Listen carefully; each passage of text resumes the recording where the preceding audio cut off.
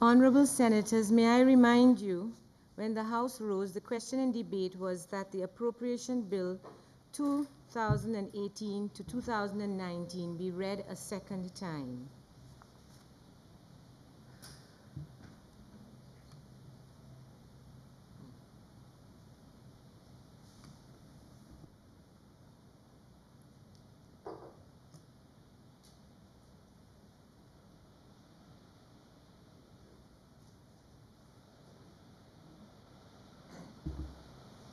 Senator Ferdinand?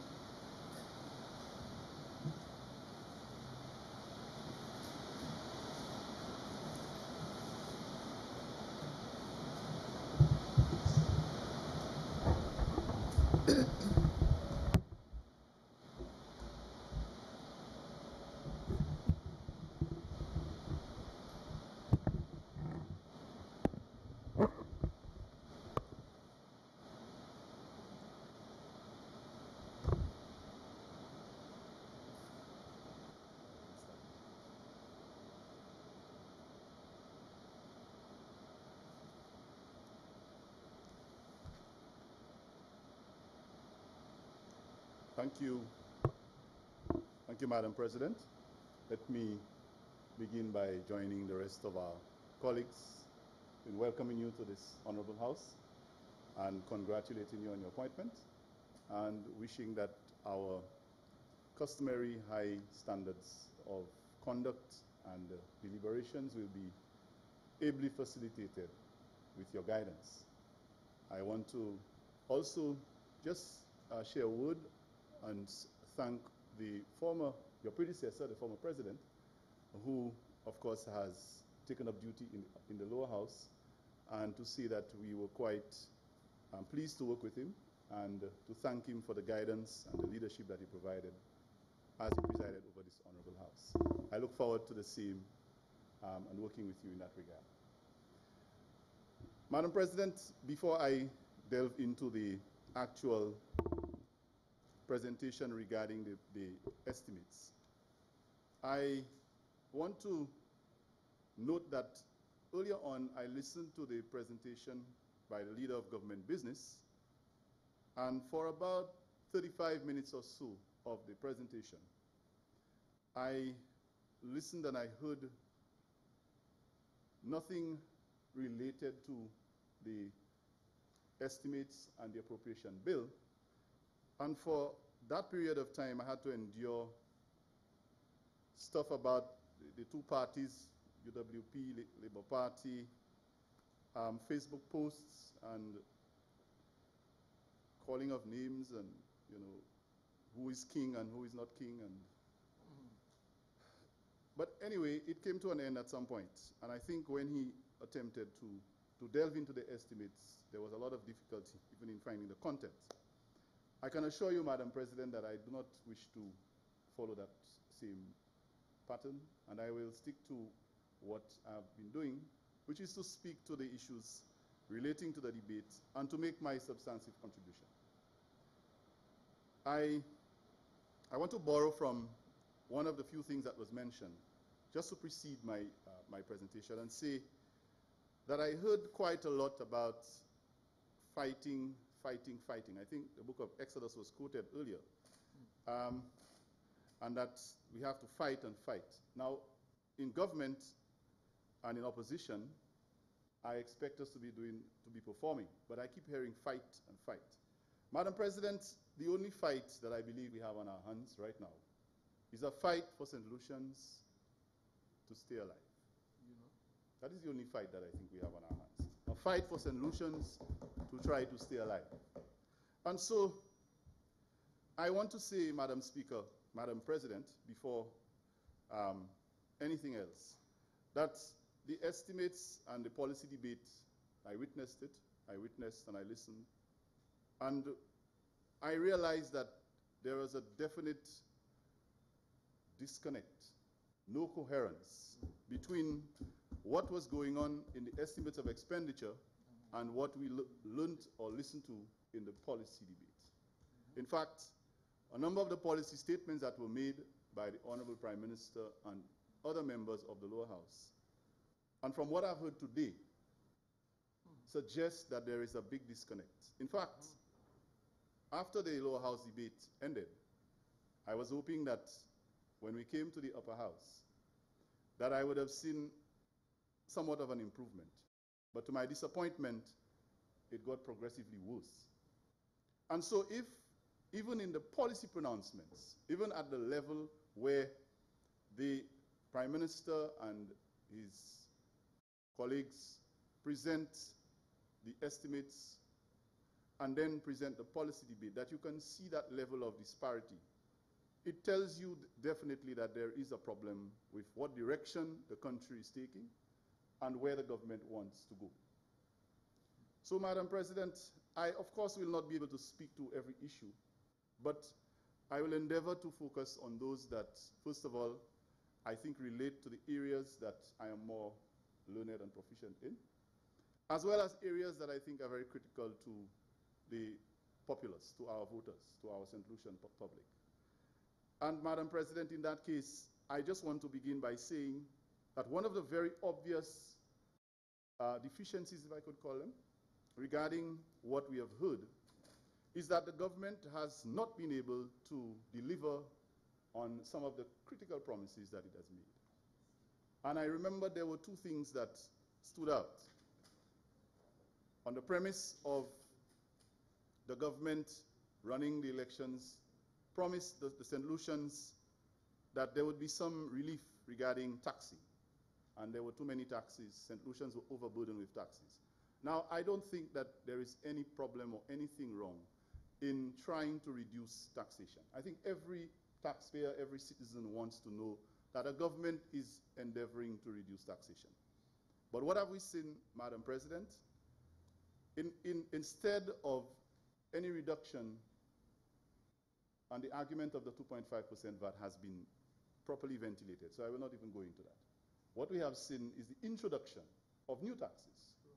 These guys, in whatever way you want to call them, you want to call it gas tax and say you put it in lockbox to do roads.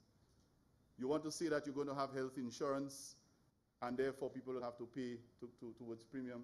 It is still a tax. And so the first pronouncement that the government is going to do something about taxes, Madam President, I'm afraid that has not happened. Madam President, I sat in the lower house and listened with much interest to the Minister for Education, and I was very curious about what would have happened, because I remember last year around this time when I spoke, I made a point that there was a very serious void regarding the policies and the focus on our human resource. One of my colleagues earlier referred to it as human resource capital.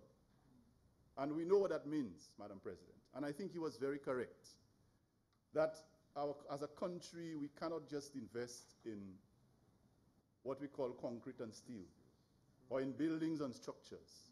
If we want to progress, we have to invest in people. And as a developing country, as what we call a third world country, as a small economy, our only hope is to invest in our human capital. And if a government wants to talk about resilience, I think that was the central theme of the debate.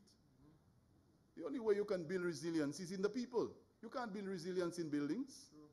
Yes, you have to fix roads and so on, but you can't build resilience by, in concrete and steel. That kind of resilience will probably resist or deal with hurricanes and storms, but it cannot bring you prosperity. People are your most important resource in a country like ours. And I would want to see that this government makes a definite statement, in word or in deed, and show us that they are investing or they are interested in the human resource.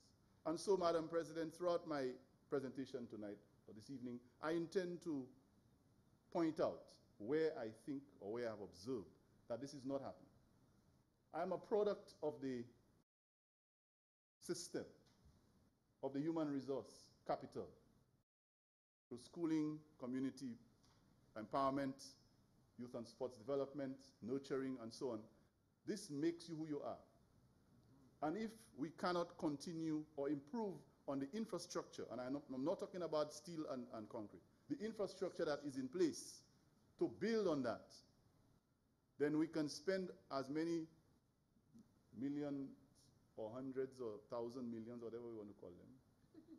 It is not going to redound to any prosperity in this country. Madam President, I heard the Minister of Education speak about curriculum development and the use of technology. Very nice, and I am very happy to hear those words being pronounced, or these pronouncements made. But Madam President, that is not new.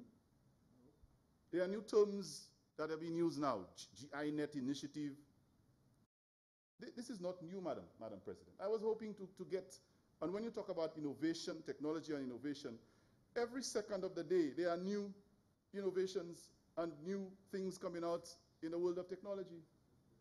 What is this? What is new on the market regarding education and innovation?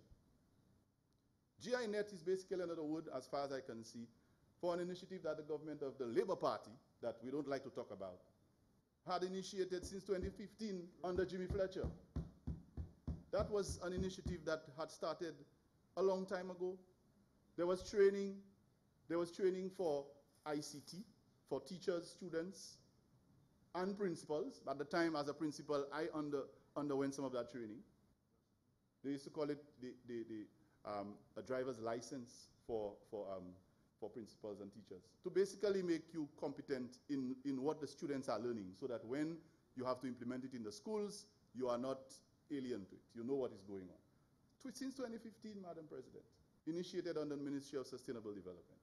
But the minister comes into this house and talks about it as if it's bread from heaven and we never heard about it. Nothing new, Madam President.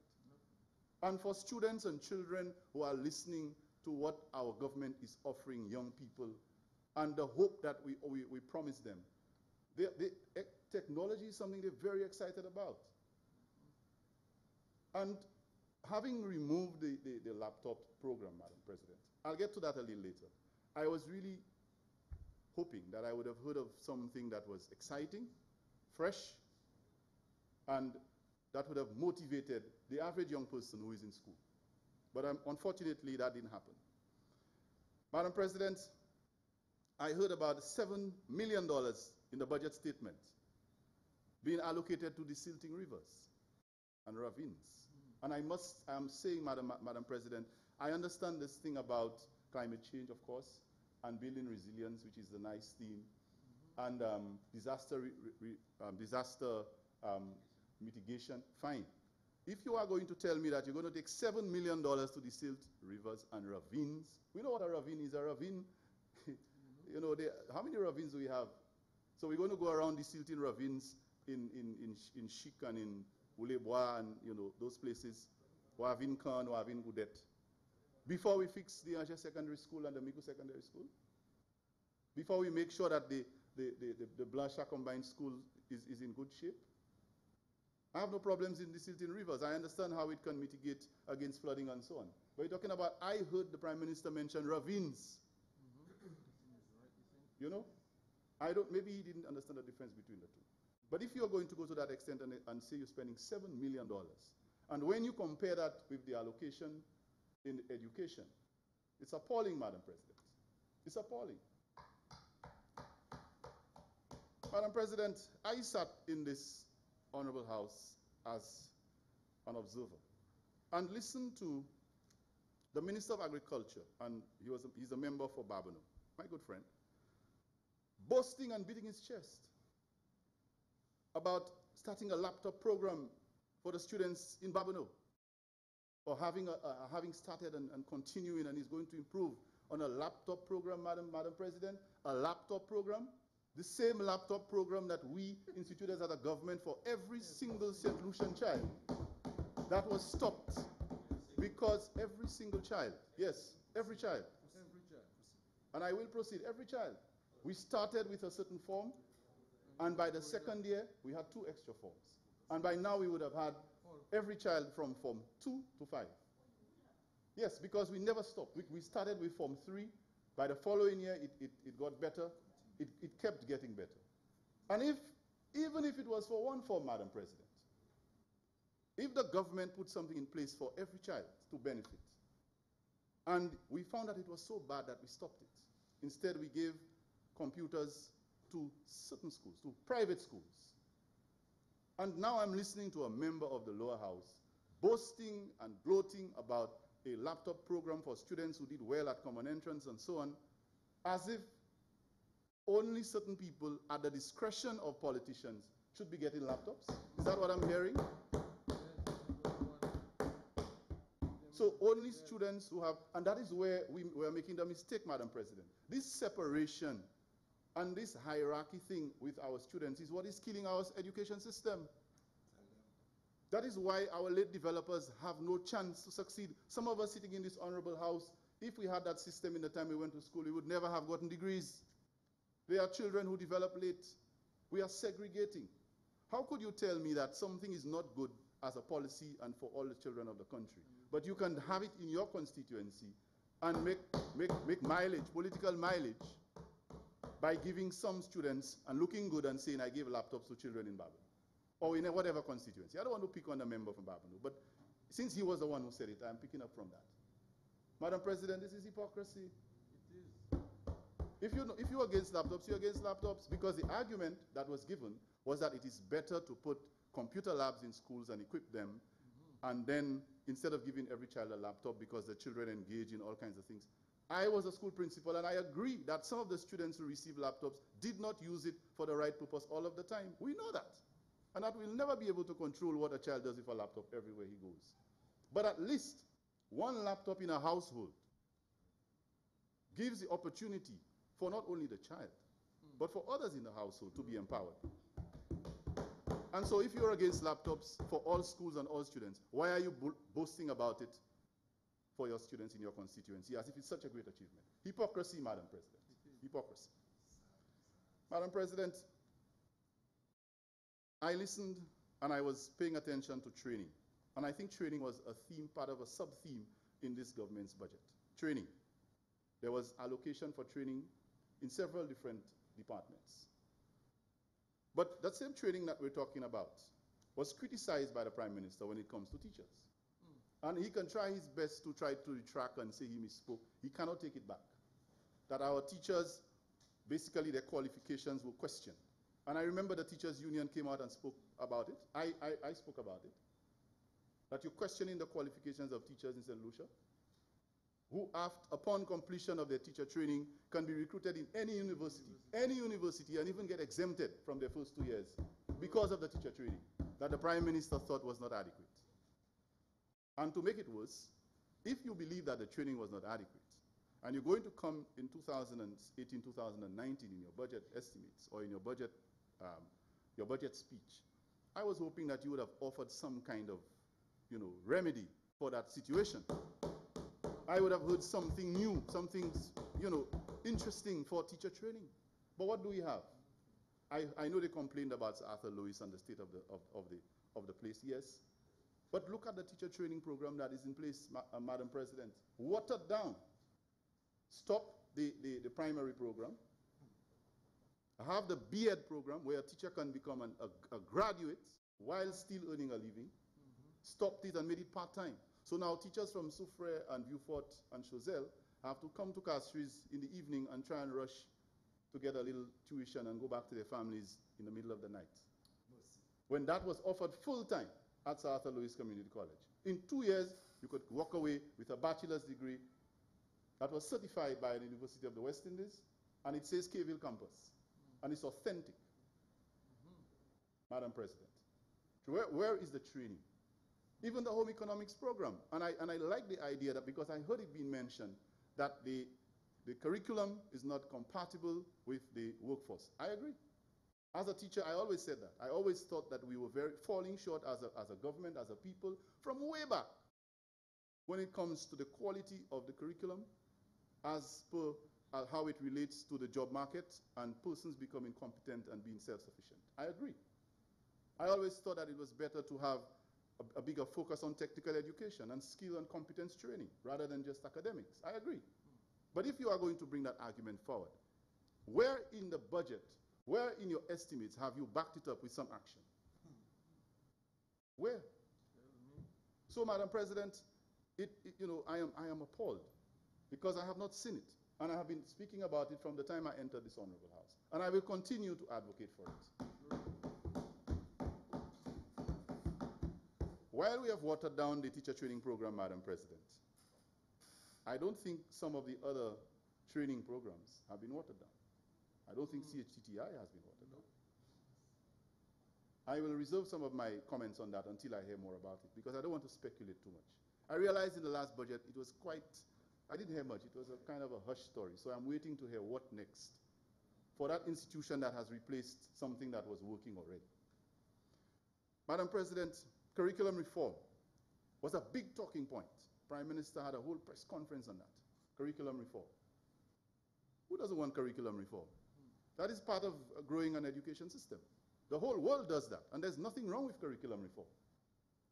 It was even juxtaposed against repairing schools. Give me, I'll quote him, give me a new school or a new curriculum, and we cannot spend money on schools and whatever. But I figure he has had second thoughts, and now I'm hearing that we're going to repair schools, and I'm very grateful to hear that. Curriculum reform is important. But, Madam President, if you are going to reform the curriculum, how are you going to do that? Who are the persons who are responsible for curriculum reform in St. Lucia, in our education system? The Prime Minister and the Minister of Education speak about this thing as if it is something where you're going to have a whole set of consultants to come in to tell you what you already know. Madam President, let me remind the government, and I heard, I think it was my colleague Senator Mangal who said, when something is good, why do you want to break it down? He reinvent the wheel. I think earlier on he alluded to that. And he's right.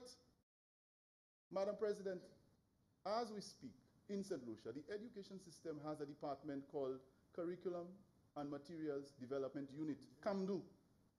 It is situated on the Mon. They are curriculum specialists trained with all kinds of technical knowledge. We have a curriculum specialist for mathematics. We have one for English. We have one for special education. We have a curriculum specialist for social studies. We have one for music. We have one in every strand, every subsection of the education system. And these are not people who are politically appointed, thank God. They are professionals who have to be interviewed, who have to be trained, and who know what they're doing. Why is it that we need to be making all that noise about curriculum reform when we have a unit, Madam President, that exists in our country within the education system that can do that? I can say, well, if you don't think that CAMDU is doing a good enough job, get your technocrats, sit down with the CAMDU department, and do what you have to do. If you have to put some money to do something about, if it's the buildings up there that are not in good shape, if you think that the curriculum specialists do not have enough support, then do that. But what is the big hoorah about curriculum development as if it's something that we never heard about? And how are you going to develop this curriculum? Up to this day, Madam President, I have not heard one specific strategy from this government about how they're going to achieve that curriculum reform. No one has gone to any department or any school to consult with anyone about it. And just a bit of advice, if you want to do curriculum reform, you have to begin from the bottom up. Because the people you are doing it for will inform you as to what you need to do. That's just a bit of advice, and it's for free. I'm not charging any consultant fees for that one. Okay? I know we're big on consultancy, but that one is free. I'm not charging. So, Madam President, there are so many things that I want to speak about, but I will try my best within the time that I am permitted to condense my presentation. But I do not want to leave out some of those. Madam President, we heard about NAPS, National Apprenticeship Program. Because the people were promised jobs and relief and all those fancy things, and St. Lucians will, Vieux-Fort will be transformed and all of that, especially in the South. And there is a strategic move to try to make things look good when it comes to the people of the South. Madam President, I am a proud Southerner. I am from Deriso. I was born and raised in the community of Deriso in Miku South. I am from the South. And I believe that the South need better. I agree. But don't come and tell the people of the South that you are taking teachers Already we have issues with the education system. You're taking teachers from the schools on secondment, putting them in offices to take charge of NAPS, assign $7 million and say you have an apprenticeship program.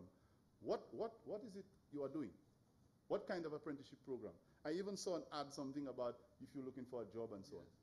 Take a teacher from his school, put him in an office, and they call it NAPS, and give him a Calypsonian as his assistant. I suppose to keep him awake because he'll be napping. And if you really want to understand what I'm saying, Madam President, because I will not call anybody's names in this honorable house, I'm a gentleman. Sure. You can take a walk upstairs the Daha building in Beaufort, and there's a little office there, newly created, a new job that never existed for NAPS, and there are 2 people in that office.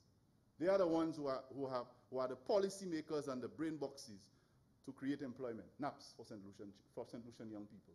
$7 million. No strategy, no implementation plan, nothing. But you're going to give people jobs using NAPS. Madam President, there's nobody in the South who is dunce and silly enough to think that this is going to work.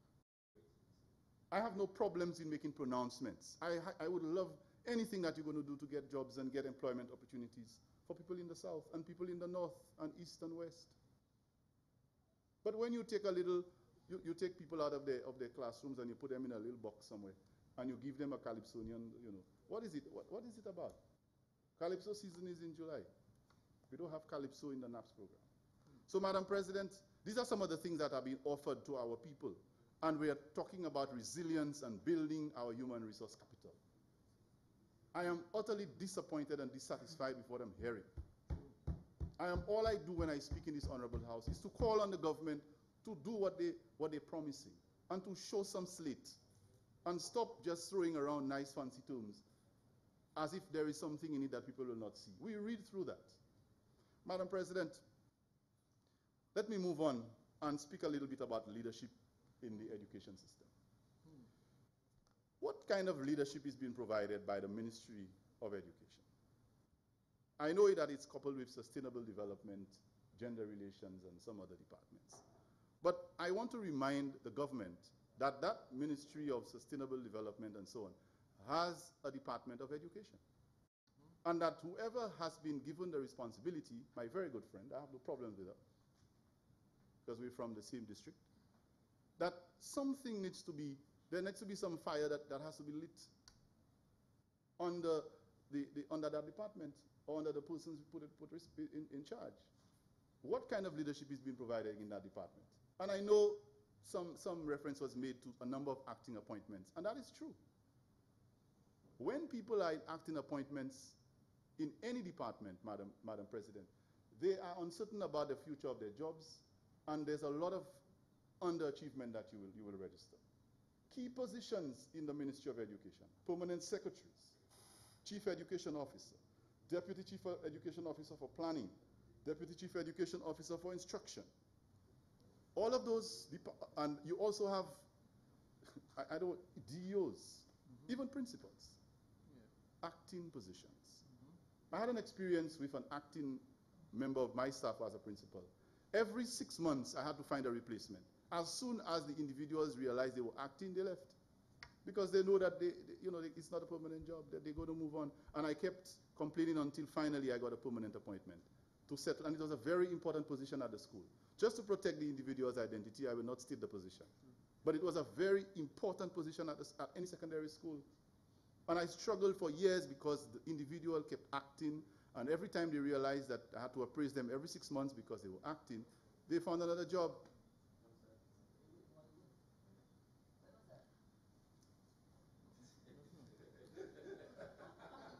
I'm not learning this. There's a part of this I'm not learning. Anyhow, Madam President, early childhood education. We're talking about our young people. Our young people, and I'm speaking. Senator Ferdinand, you have 15 minutes remaining to conclude your contribution.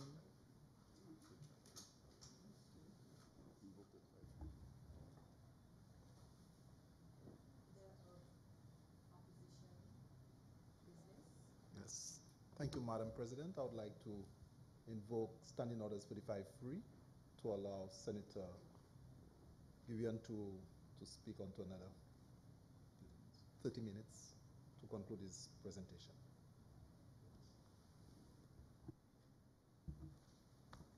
Senators, the question is that Standing Order 35-3 be invoked to allow Senator Ferdinand an additional 30 minutes to make his contribution. I now put the question. As many who are of that opinion say aye. Aye. As many who are of a contrary opinion say no. I think the ayes have it. The ayes have it. Leave is granted. Thank you, Madam President. Thank you, colleagues. I will try to make sure that I complete within that time. Madam President, I was speaking to early childhood education. The foundation for any child, for anybody, determines what happens to for the rest of their lives.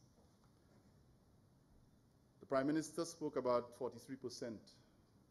Started with preschool, then it went to primary school. I don't really care what school he was referring to. But I think that the underlying message was not the percentage, but that there was something wrong with our education attainment levels, especially among males.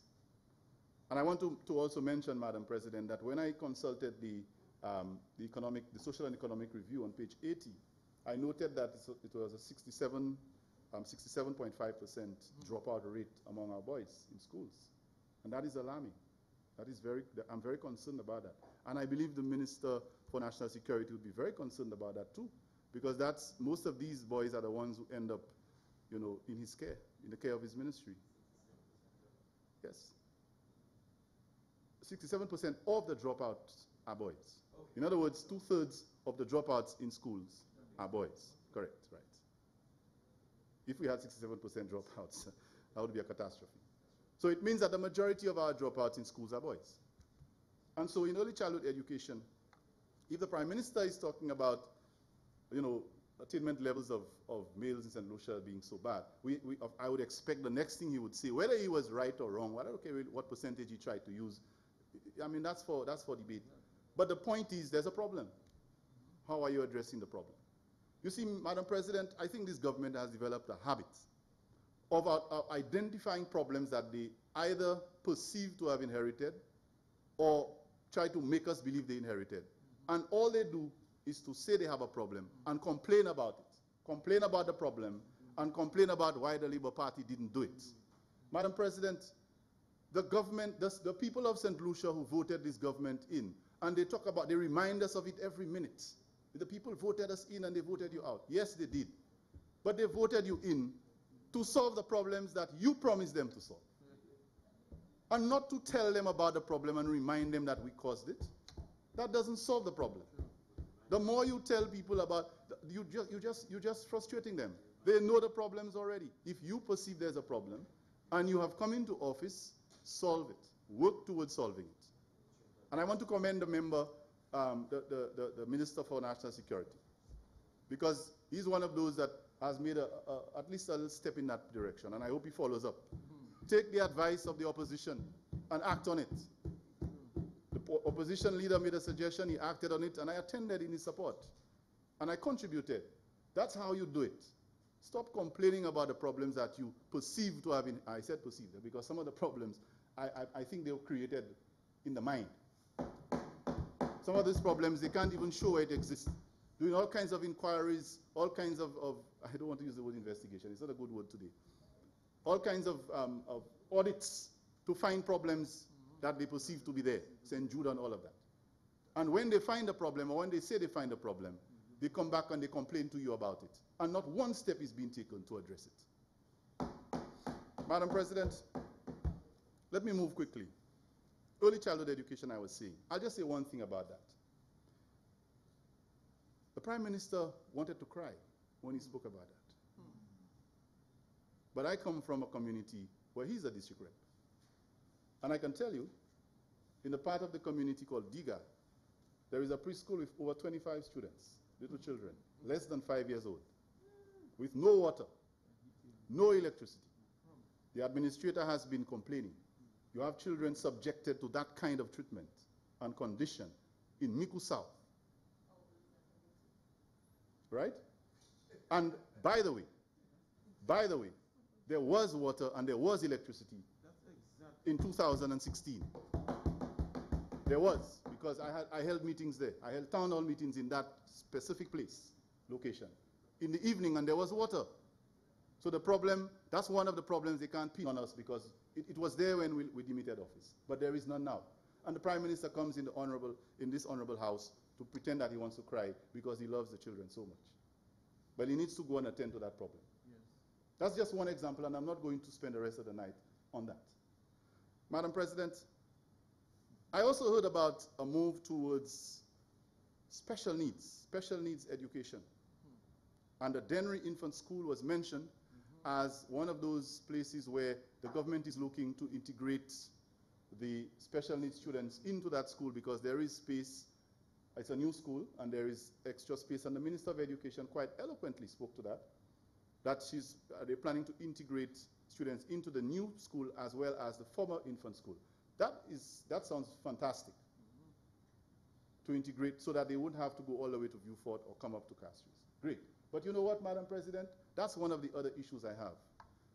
Do you know that there has been no effort towards doing anything to facilitate that integration process? You think you're going to just take children with special needs and dump them in a mainstream school? Madam President, that is a problem I have. Make announcements that sound nice. At least put in a sentence that explains how you're going to do that integration, or when you're going to do it. Because we all know that special needs students or special needs people require special needs. Do we even have special needs teachers in that place? And what is the approach? Just make a nice statement. Sounds good. Well, I look forward to it. I hope that it's done. I would be very pleased to know that students from the Dennery Basin, from where my colleague lives, who have special needs, will be integrated properly into the mainstream school system, and that there will be resources provided to that effect. School repairs, Madam President. School repairs. Roman numeral 4 in the estimates refers to $1.2 million that's been allocated. Loan or grant. For me, you see these nitty-gritties. I'm not really, when I come to this honorable house, I'm not into looking for all those things. I just look at the issue and find out whether the issue is relevant to what's going on. That's me. I'm not any economist for me to go and debate where money is coming from. That's not my role. Right? But Madam President, all I'm saying is, if you are going to take money that was previously allocated to infrastructure and put it in under the Education Department to be managed by the Ministry of Education for repair of schools, I would want to know, what are you going to do with the department known as Plant and Equipment on Stores and Supplies that deals with that? There is a department there. And I do not like to speak about rumors, but I just want to ask a question as to whether there are persons who have been retired who are going to be brought back into the system to suck up on these monies. I'm going to watch very closely. And as I say, Madam President, I will not speculate. If that happens, I will be back in this honorable house to update you and the rest of St. Lucia about it. But I hope that is not what is going to happen in the face of our issues with unemployment. School feeding program, Madam President, I heard that we were promised that it would be doubled. I hasten to say that there has been replacements, but I don't know about the doubling of the quantity or the quality of food or any other inputs regarding that program in our schools at present. I look forward to this fiscal year to see what happens. Madam President, there is something that we used to call, or we knew as the Child Friendly School Initiative that UNICEF backed up. I didn't hear one word of it mentioned in the budget. I know Miku Secondary School was the first secondary school that was piloted in that program, and we had a couple of primary schools. It's a very important initiative. It addresses a lot of the issues that we have. It speaks to the non-use or the avoidance of corporal punishment, which I'm sure, again, my Minister of National Security will welcome, to stay away from the aggression and the corporal punishment, and innovative ways of schools being able to manage deviance and make it student-friendly. I did hear the student-friendly word being uttered by the minister, but here's an opportunity. We have something in place, and nothing was built on it. Yet you intend to address student-friendly schools and no child is left behind. You know, those nice catchphrases are being thrown around. No child left behind, friendly and so on. But there are initiatives that are in place, and you don't speak to them. You don't have to invent it. It's already there. The Labour Party government had it in place. Nothing built on it. But you come and you just spew out the fancy terms and hope it'll stick. There's another example that I heard the Prime Minister use, Madam President, in justifying the Ojo Labs thing. I just call it that. The Ojo Labs concept. The Prime Minister boasted he spent about 2 minutes on a story about a young man who is now at Ojo Labs, and he's now able to develop his own programs and so on, and he's such an achievement, and the whole house went rumbling at, such an achievement. Madam President, let me share something with you. In 2009, as a principal, we took part in a science fair, and a young man from the Miku Secondary School was able to develop his own computer program in the Miku Secondary School computer lab with his teachers and his colleagues to have an animated volcanic reaction to support a model that he made for his science fair that we won. Placed first. And this young man went on to place first at the regional level. Madam President, the government of the day did not have to spend $5 billion for that to happen. It was happening with students, with teachers, within the school, through the education system. Why do we have to go to Ojo Labs for our children to learn programming? CXC, Madam President, the Caribbean Examination Council has replaced the technical component of the IT, the Information Technology Program, with what they call a general component. And the replacement by the technical with the general component, the difference was that they introduced programming as part of the curriculum. That's all they did. So a child now who writes IT and gets a grade 1, 2, or 3 is competent in programming because that's the component that was introduced. Programming is part of the curriculum in schools. But the Prime Minister comes here as if everybody sitting around there knows nothing about programming and tells us about a story of a child at Ojo Labs, as if Ojo Labs is the only place where a young man can go and learn programming. I would advise the Prime Minister to take that $5 million and put it into programs in the schools to facilitate that and put it into getting laptops for all our children to be able to go and sit in their own comfort and work on their skills of programming, of course aided by their teachers. There is no need for us to be giving anybody $5 million when we already have the facilities in place. In other words, Madam President, everything I have said so far is basically saying that there is nothing new under the sun. There is nothing new from all that I have heard. I will take a break from the Education Department for the rest of my presentation, and I'll quickly mention a couple other things. Madam President, sports.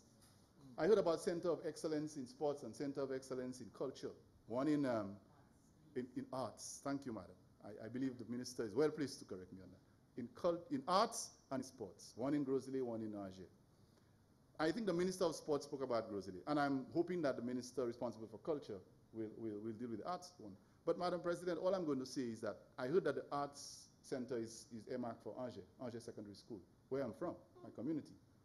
Ask the teachers, ask the people from the community, ask anybody from that school, what do they know about this? That's all I'm going to say. Ask them what do they know about this big announcement and this big thing that has been spoken about for a while now. From last year, I spoke about it in this budget. It's a whole year, and we're still at the same point talking about it and making it seem that it's something that is in line to be done. But I'll wait a little longer. We also heard about a sporting hub in the eastern communities of Dennery, Deriso, Miku, artificial turf, FIFA standard. Unfortunately, some people in here don't remember that your humble servant, Madam President, has actually worked quite extensively in the area of sports development and was actually a FIFA assigned instructor. So I understand how FIFA works, and I know the standards. And I think we have somebody from the Olympic Committee here who who would know a little bit more as well about certain standards when it comes to sporting facilities. And to tell St. Lucians that you're going to find some consultant from the United States of America who is going to come and give us artificial turf in tropical countries. You know, FIFA standard, you cannot use those two terms in the same sentence if you're talking about St. Lucia. FIFA standard artificial turf in Deriso, in Beaufort and in Mico. Who are you fooling with this? Madam President, I'll move on. I'll move on. Healthcare, Madam President. And the Minister of Health is in the Senate, and I'm so happy because I know she'll be marking me. You know, it's like she should be a very good central defender. She knows how to mark. She'll mark me and she'll keep me, you know. She's a good defender. You can't score when she's marking you. She's quite good. But I know she'll be paying attention, and I know she'll probably have a response, which I hope will be refreshing. Healthcare, Madam President.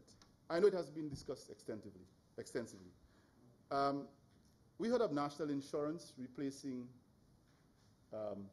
universal health care. My issue here is affordability and access. These are the two key issues with health care. Can you afford it, and is it accessible to all? If you can tell me yes to both of these, I'm okay. But when you speak about national health insurance, I want to know how the government is going to ensure that every St. Lucian can afford it and will be able to access it equitably. Equitably. And then we talk about the transition from the VH to the OKEU hospital. And I heard an announcement before the end of 2018. That would be wonderful news, Madam Minister of Health. If we can move into the OKEU hospital by the end of 2018, that would be great. All I want to ask is that move coming with privatization or any form of, you know, anything like that? Because you're not giving us, you know, don't give us the sweet with a coating of pepper. It needs to be a sweet, and it needs to be sweet. St. Jude Hospital, Madam President, after all the drama, all that has happened, what I heard from the Prime Minister is that Cabinet is only now weighing the pros and cons of completing St. Jude Hospital. 5 years you didn't do it, 4 years you didn't do it, whatever. I heard that. So, okay, right? So now, after 2 years, we are now considering the pros and cons. We didn't know the pros and the cons to decide whether we should build or demolish or whatever. And I heard the Minister of Foreign Affairs in the Prime Minister's office speaking about ticks. And that got me very, very, very, very scared. Because I have relatives who work there. I have friends who, you know, that's where I would go if I got sick. So in light of that, I think there's a new urgency regarding the stadium and the St. Jude Hospital. And I hope that the government has a plan to do something about it, because I didn't hear about the ticks when we were there. But if the ticks came, that's a new challenge. So it means maybe they're sending us a warning that people can't send us. So we need to take heed. Madam President, housing. My dear colleague spoke about it. I'm not going to say much about it, but except to say that all these nice renderings we saw there is just part of the whole show. It has happened before. I came here, I've seen the renderings all over the place, 3D, all different types. And I don't want to put down my colleague there. I think he has good intentions. But all I will ask him is, through you, madam, is how much will certain people make by the completion of that thing there? That's all I'm going to ask. But I would love to know that all of these drawings are converted into real buildings and real structures. I am for it. Great. And one more thing about housing, Madam President. I understood from the Prime Minister's statement that there will be some kind of temporary settlement in Angers-Deriso. That's where I'm from. That's in Mico South. I want to ask, settlements for who? Because I'm familiar with the lands there, and most of it is Crown. And there are quite a few residents who actually own property there too. So who are the persons moving in? And there's not much room for people there. Angers is a very densely populated area. I just want to ask, does it have anything to do with accommodating persons from Beaufort North and South with regard to DSH? Maybe someone can share some light on that. And if they are going to be occupying lands in the Angers area, whose lands? Who are the landowners? Is the government going to acquire land and certain people are going to make our money? Or is it going to be Crown lands that's going to be reclaimed? I don't know. But these are questions I'm just placing just for the Minister in the Housing Department to consider. Quickly, Madam Speaker, agriculture, with regard to the fishing and farming, the Prime Minister spent 2 minutes. And if you go to the Prime Minister's address, pages 41, the bottom of page 40 to the end of page, to the middle of page 41. 2 minutes on what we consider one of the most important departments in St. Lucia, agriculture. 2 minutes, kind of quickie, 2 minutes. And from the 2 minutes, what I was able to gather is that the Fish Marketing Corporation is closed, marketing board has been closed, and there's a total liability of $7 million, $5 million from the marketing board and $2 million from the Fish Marketing Corporation. That's about what I got. I didn't hear anything about an intervention, but I heard about $5 million going to Ojo Labs. I just want to ask, when are the people at the Angers Gap, the fishermen who do spear diving and go to fish, when will they be able to sell their produce to me and others without having to stand up by the road in the dust? While the Prime Minister is talking about all those fancy things. And loving agriculture so much, even the Minister of Agriculture, when he spoke, when he made reference to Miku South, all I heard him say was, the Prime Minister knows about agriculture. He knows about agriculture. He knows about agriculture because he's the rep for Miku South and it's an agriculture area. That's why the Prime Minister knows about agriculture, because he's the rep of Miku South.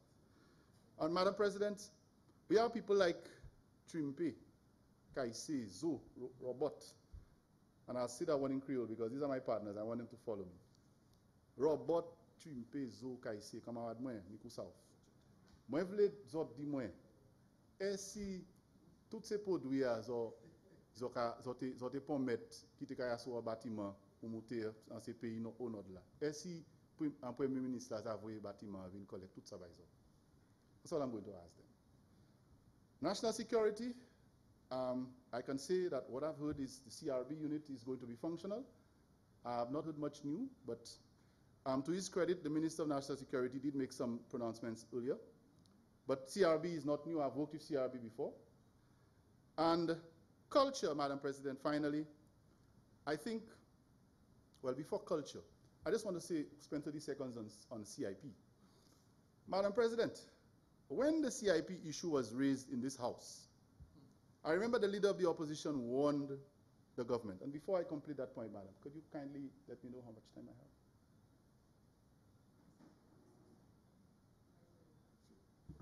I will in a second. Thank you, Madam. When this CIP discussion started, I remember the leader of the opposition and the member, the honorable representative for Castries South, signaling all the warnings to this government about not tampering with the existing, let's put it this way, the existing templates, and explaining why. Senator, you have 20 more minutes. Thank you, Madam President. Very gracious. Explaining why this template was not to be tampered with. And not just saying don't do it, but explaining, giving a rationale for it. And there were things like due diligence. There were issues to do with the concept of being a chic and all the nice fancy words that were used. Premium destination, not lowering the cost of passports and so on. Due diligence. All of those things were explained. I think most St. Lucians now know a little bit more about CIP since that debate started. In fact, there was a negative resolution brought into this honorable House, Madam President, unprecedented, to address specifically CIP. And that seemed to have just been ignored. So what has happened to us? Well, Madam President, right now, you've heard it from other members of the House. The CIP department or the CIP issue seemed to have landed us in some trouble as a country. The latest news that we just heard about earlier is that the money laundering concerns from the US State Department are now loud and clear. And it's been linked to the way that we handle some of these issues. Madam President, I think the US is getting a little too much attention from us these days, for more than one reason. And it's not the type of attention that we want them to have or to be getting from us as a small nation. I think the US, it would be better if the US is getting our attention with regard to recruiting young athletes and getting some kind of program for hiring, persons exporting labor and so on. Not for the kinds of things that I'm hearing these days.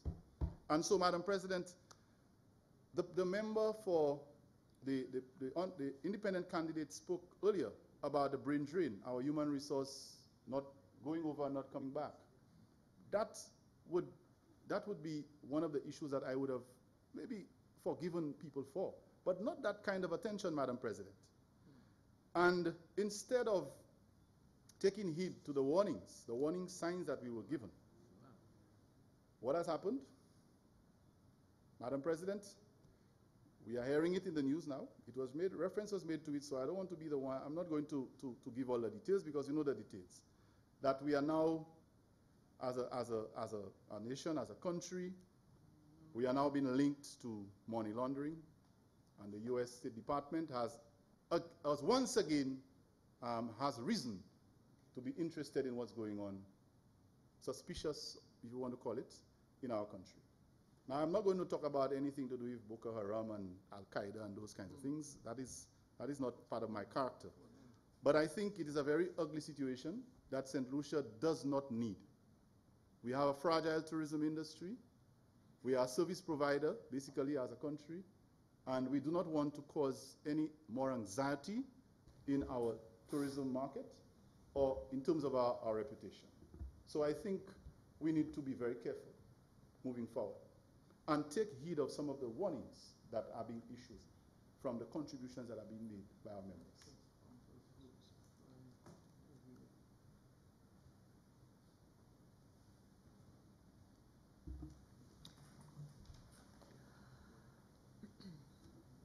Minister for Health and Wellness.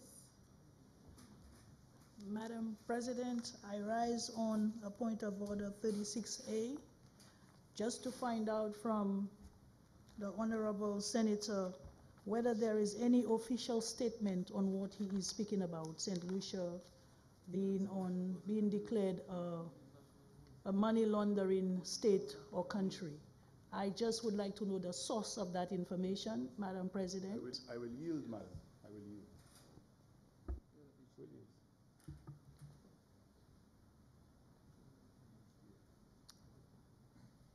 Minister for Home Affairs, Minister for Health and Wellness.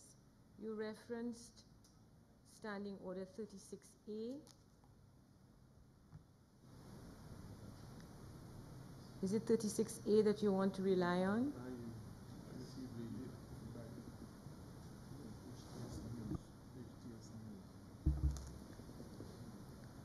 Senator Ferdinand. Okay, Madam President, if I understand my colleague well, she wants me to reference a source. I'll reference a source that was referenced earlier. I'm not sure if she was listening, but I will remind her that the HTS News Online is right here, and she can probably just click on it. She will find there's an extensive article, and if you permit me, I may just read the caption, just for her. Yeah. The United States government has again flagged St. Lucia as a major, let me just give the caption, St. Lucia flagged in the US money laundering report. That's the headline. The United States government has again flagged St. Lucia as a quote, open quotation marks, major laundering country, closed quotation marks. Local international criminal organizations exploit trading firms, include banks, to filter and wash monies through the financial system. Now, there's quite a lot, but let me just go to the next paragraph to just make the connection that she was asking. The International Narcotics Control Strategy Report, issued annually by the US State Department, has singled out St. Lucia's Citizen by Investment Program out of concerns over political influence and quote-unquote exposure to local corruption. Now, I don't want to take the rest of the, there's quite a lot more, Madam President, but I just wanted to, if you want, I can complete the sentence. The last sentence says, the State Department has advised the government to step up investigative capacity among law enforcement agencies to prosecute and cut off loopholes across the local financial sector. And I'm reading from an official news broadcasting agency, which is HTS News, St. Lucia, and I'm sure tonight in the headlines that would have probably featured. So, Madam President, I didn't make it up. I was just giving up-to-date, and that's what technology does, up-to-date information, current about the situation as it is, okay? Up-to-date information. So if, as they say, if I lie after HTS. So let's see. I didn't say it happened. I just said let's take heed of the warning signs. Right, so Madam President, moving forward, culture and arts.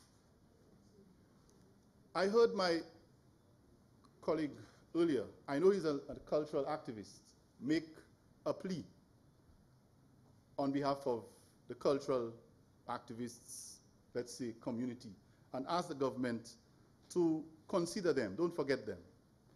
And there's one thing I noticed the members of the government side love to do, Madam President. They love to talk about Sir John Compton, our hero, father of the nation. Of course I agree. What do you mean? I agree. Sir John was virtually the father giver at my wedding, Madam President. So don't think that I have any problems with this gentleman. Fine gentleman. Very close member, very close to my family and knows my people very well. So when they talk about Sir John, I know Sir John very well. Right? So, Madam Speaker, that Sir John, the late, whenever he assigned, and I want you to pay attention to where I'm going with this. Whenever Sir John Compton assigned his ministerial departments upon winning the government, you know about those things, eh? Yes, madam. Once upon a time. You can relate to that.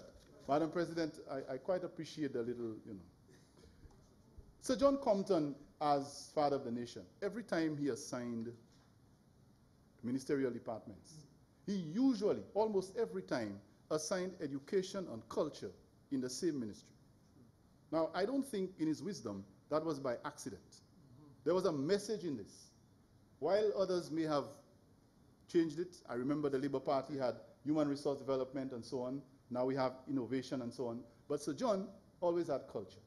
And if they are so proud about Sir John, it suggests that there is some measure of education that is integrated into culture, or vice versa, culture integrated in education. In other words, it's just as important. But I'm not surprised, Madam President, because the same way that education is being treated is the same way that culture is being treated. In families, you have ish legitime ek ish bata. So education and culture say ish bata. They're not part of the married, I don't know, I think the vernacular is very, very familiar. Legitimate and illegitimate children. The same kind of treatment that is being given to education by this government is the same kind of treatment that culture is getting. And even in the cluster, it sends a message. It's been watered down, Madam President. So I remember Sir John had spoken about building this new arts center. That's his vision. Okay? So there was a straight, and I'm not the one who goes out boasting about Sir John, They are. I respect the gentleman, but I don't go out gloating about him. They use it at their convenience because they know some people like to hate. But give some respect to the things that the man stood for. Give some respect to it. And do something about it. And let's start with the Walcott House on Grass Street. Let's start with that. So Derek, our former Nobel laureate, we know all that happened with that. And now I heard it's open, but, well, we should have a look to see if the concept is actually what it was intended for. So, Madam President, while I was very, very pleased to hear that there is some kind of effort to curtail the plan of interfering with the cultural center, I heard it was mentioned earlier. I'm pleased to hear that. I believe that there is still a high level of anxiety that exists among the cultural activists and the community. You know why, Madam President? It's something that we've said before. I don't think that they really trust what the government is offering or delivery. They don't. They have to wait and see if it's going to happen before they say, yes, it's going to happen. So in that case, I'm hoping that my colleague senator will shed some light on this and put it to rest so that the anxieties of the people in that area will be put to rest. So, Madam President, I think it's about time for me to wrap up. But before I do, I want to say and put in an extra word on behalf of the people who are part of our human resource capital and say that it is important for this government to recognize that in all the restructuring, rebasing, and all of those wonderful things that they're talking about, that the people who are most important, or what is most important to us as a nation, is the people. And they must give it a chance by showing and demonstrating, and I'm calling upon them again. This might be, if I've spoken in this house 10 times, I've said it 10 times, that this government needs to demonstrate to St. Lucians that they are prepared to invest and to pay attention to our human resource capital. Senator Ferdinand, you now have 5 minutes left to conclude your So contribution. I'm wrapping up. That is great. So, Madam President, that is my call, that is my plea on behalf of the people of the country, those who matter most. It's not about the bridges and the roads. They are important. It's not about the fancy fabricated or refurbishing of those nice buildings and Ojo labs and all of those things. Yes, they're nice. It's about what you're putting in place in your policies to address the critical resource, which is the people. And if we do that, I think we'll be eliminating a lot of the other problems that spill over into all the other departments of health, of national security, and education for sure, so that the social fabric of the country will be in better shape. And once your people are developed, once your people are in good shape, your economy is going to do well. So let's not go out there searching for all fancy formulas. The formula is very simple. Take care of the people, empower them, provide them with the opportunities to develop, stop talking about doing things and start doing the things you talk about. And once you do that, your country, your people are well placed for prosperity. Madam President, I want to thank you for your indulgence. And I hope that, if not all that I've said, but at least one or two of the suggestions and the observations that I've made will be taken seriously by this government. And going forward, we will see some measure of implementation on their part. I thank you.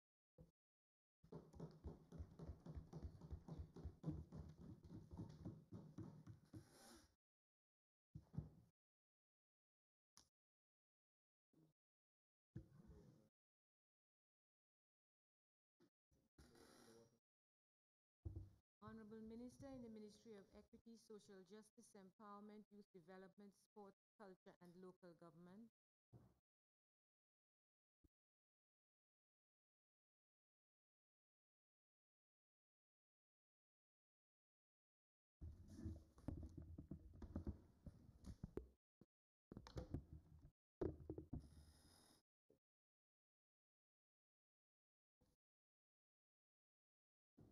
Thank you, Madam Speaker. Madam Speaker, I've listened to the opposition, and I can understand the difficulty the senators across the floor are having in understanding the integrated, holistic approach that this government of the people, for the people, and by the people is pursuing vigorously. I will attempt to demystify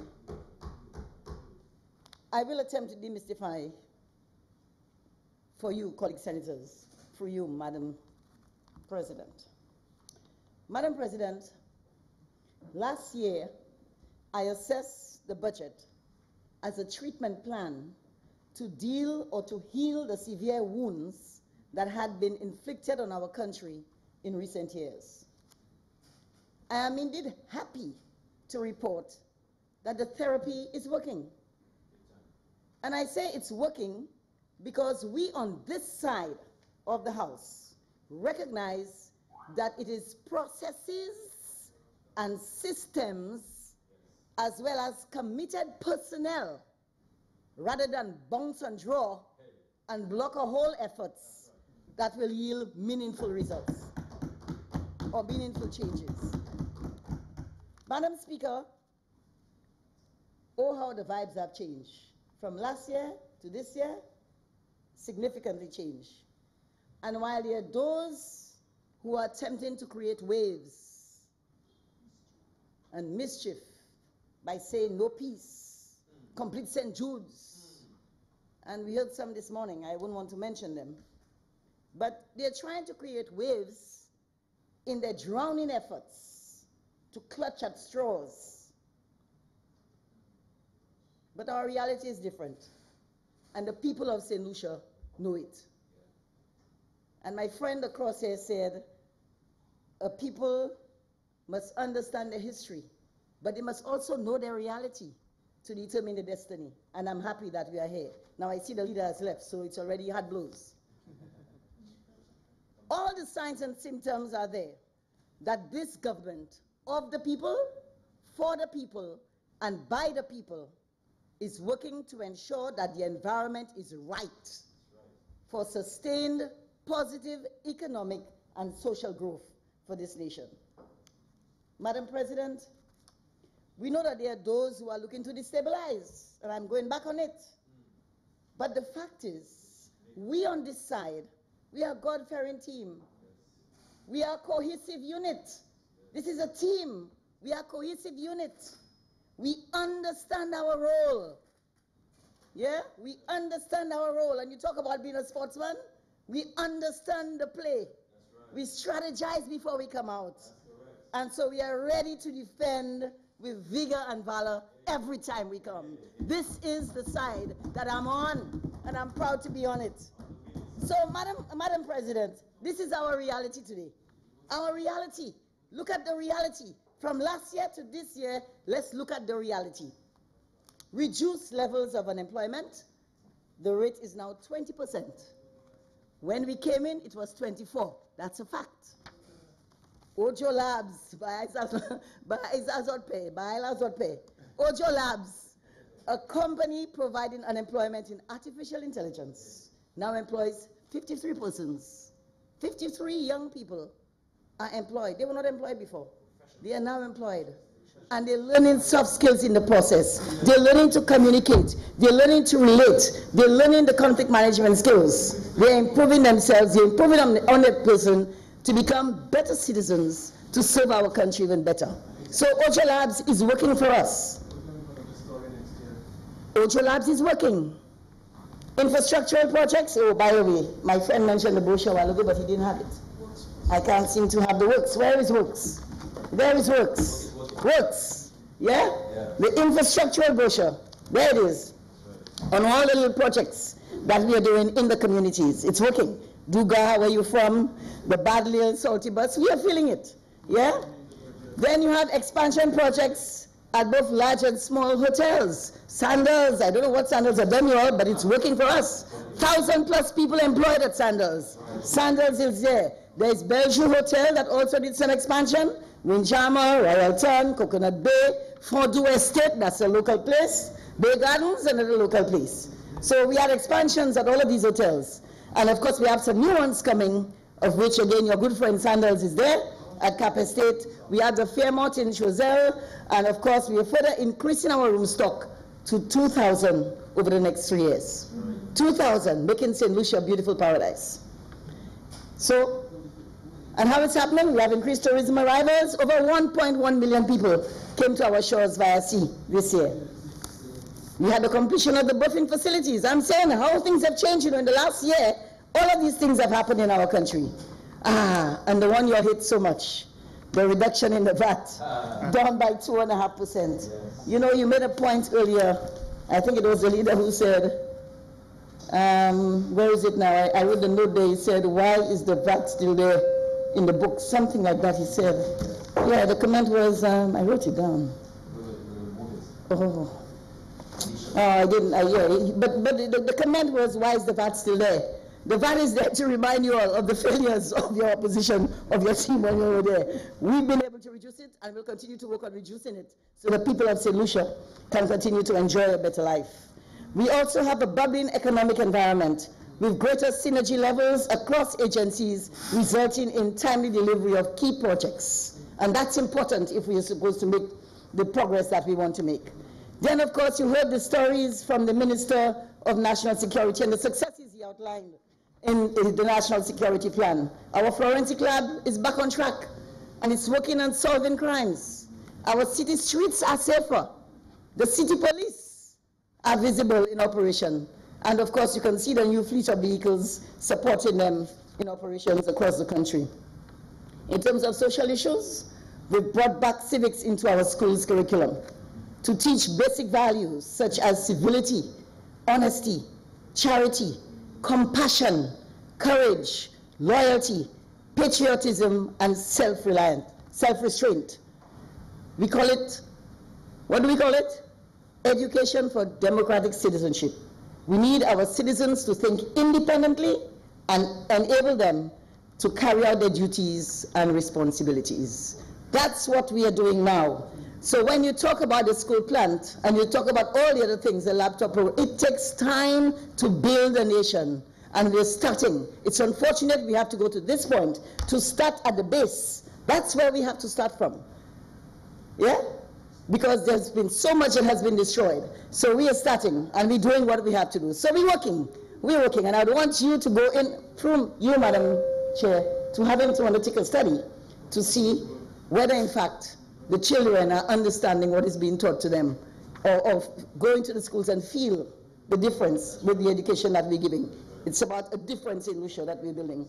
There are also after-school programs have been executed in communities to give support to families.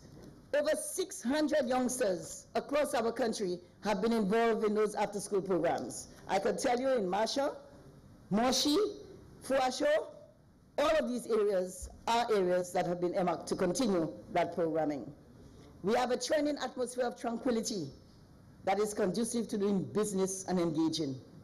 Businesses are returning, small, medium, and large. They are coming back, you know.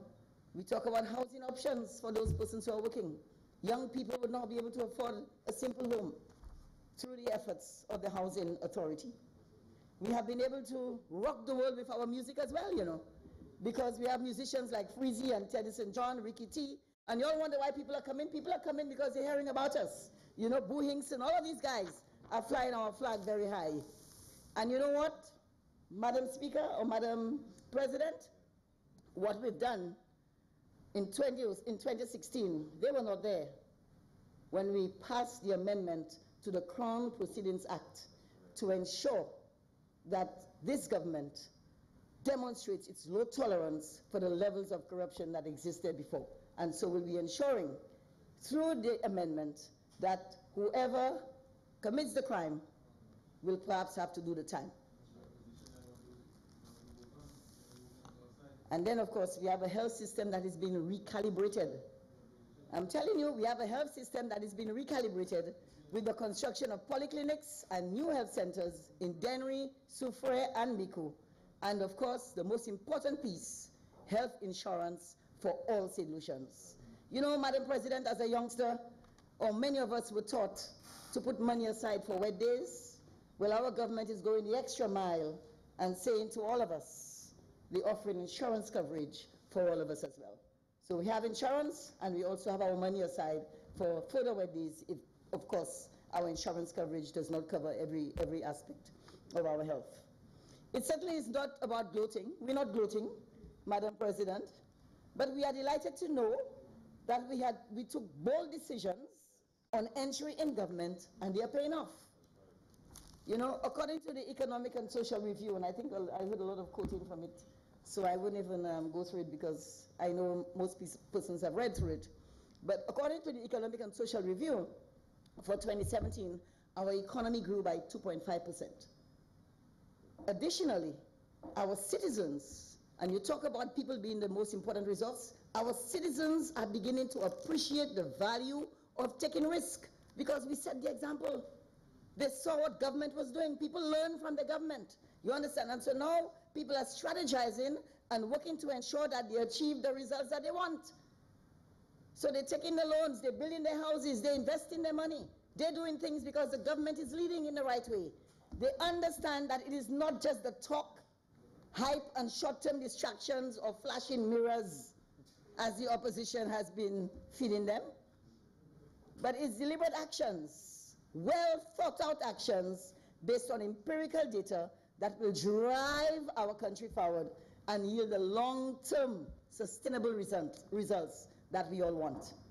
So, Madam President, St. Lucia is forging ahead in its quest to regain the status of leading economic, social, and wellness paradise in the OECS. We are headed in the right direction, and I am happy and I'm extremely proud to be a part of this Alan Chasney-led government. You know, on the issue of leadership, because I heard my friend opposite talk about leadership, but on the issue of leadership, Madam President, those of us who lead organizations, we understand the rigors of managing people, expectations, and agendas. And so, to manage a country that is so evenly divided along political lines is no easy task. We all know that. But one must be cut from a special cloth to render that type of service. The leader of the opposition, your leader of the opposition, is finding the going tough with his team. And it shows, man. It shows, you know. But our Prime Minister, he makes this role look so easy. So easy, you know. So easy. And you know that, you know. He does not vacillate. He is decisive. He is also humble. And you know, I heard you talk about him crying there. I heard you talking about him crying. Real men cry. They feel it. They know it. And they understand it. He knows too that he's in a privileged position. He remains focused and mission-oriented to improve the livelihood of the people of this country. And I appreciate that, I respect that, and I'm sure my entire team does feel the same way. Madam President, within the cluster of the Ministry of Equity, Social Justice, Empowerment, Youth Development, Sports, Culture, and Local Government, our vision is for a country where people, no matter their gender, their ethnicity, their political affiliation, their religious persuasion, their educational level, and social strata, that they should all have access to services that are facilitated to empower themselves to participate in nation building, freely expressing themselves and realizing their potential for the glory of our country. With respect to local government, which is the system through which the government services will be delivered or are being delivered, in the last year, we've been working very meticulously to deliver a local government system that is effective and works for St. Lucia. A system that is resilient and reflective of the economic and social policies of our government.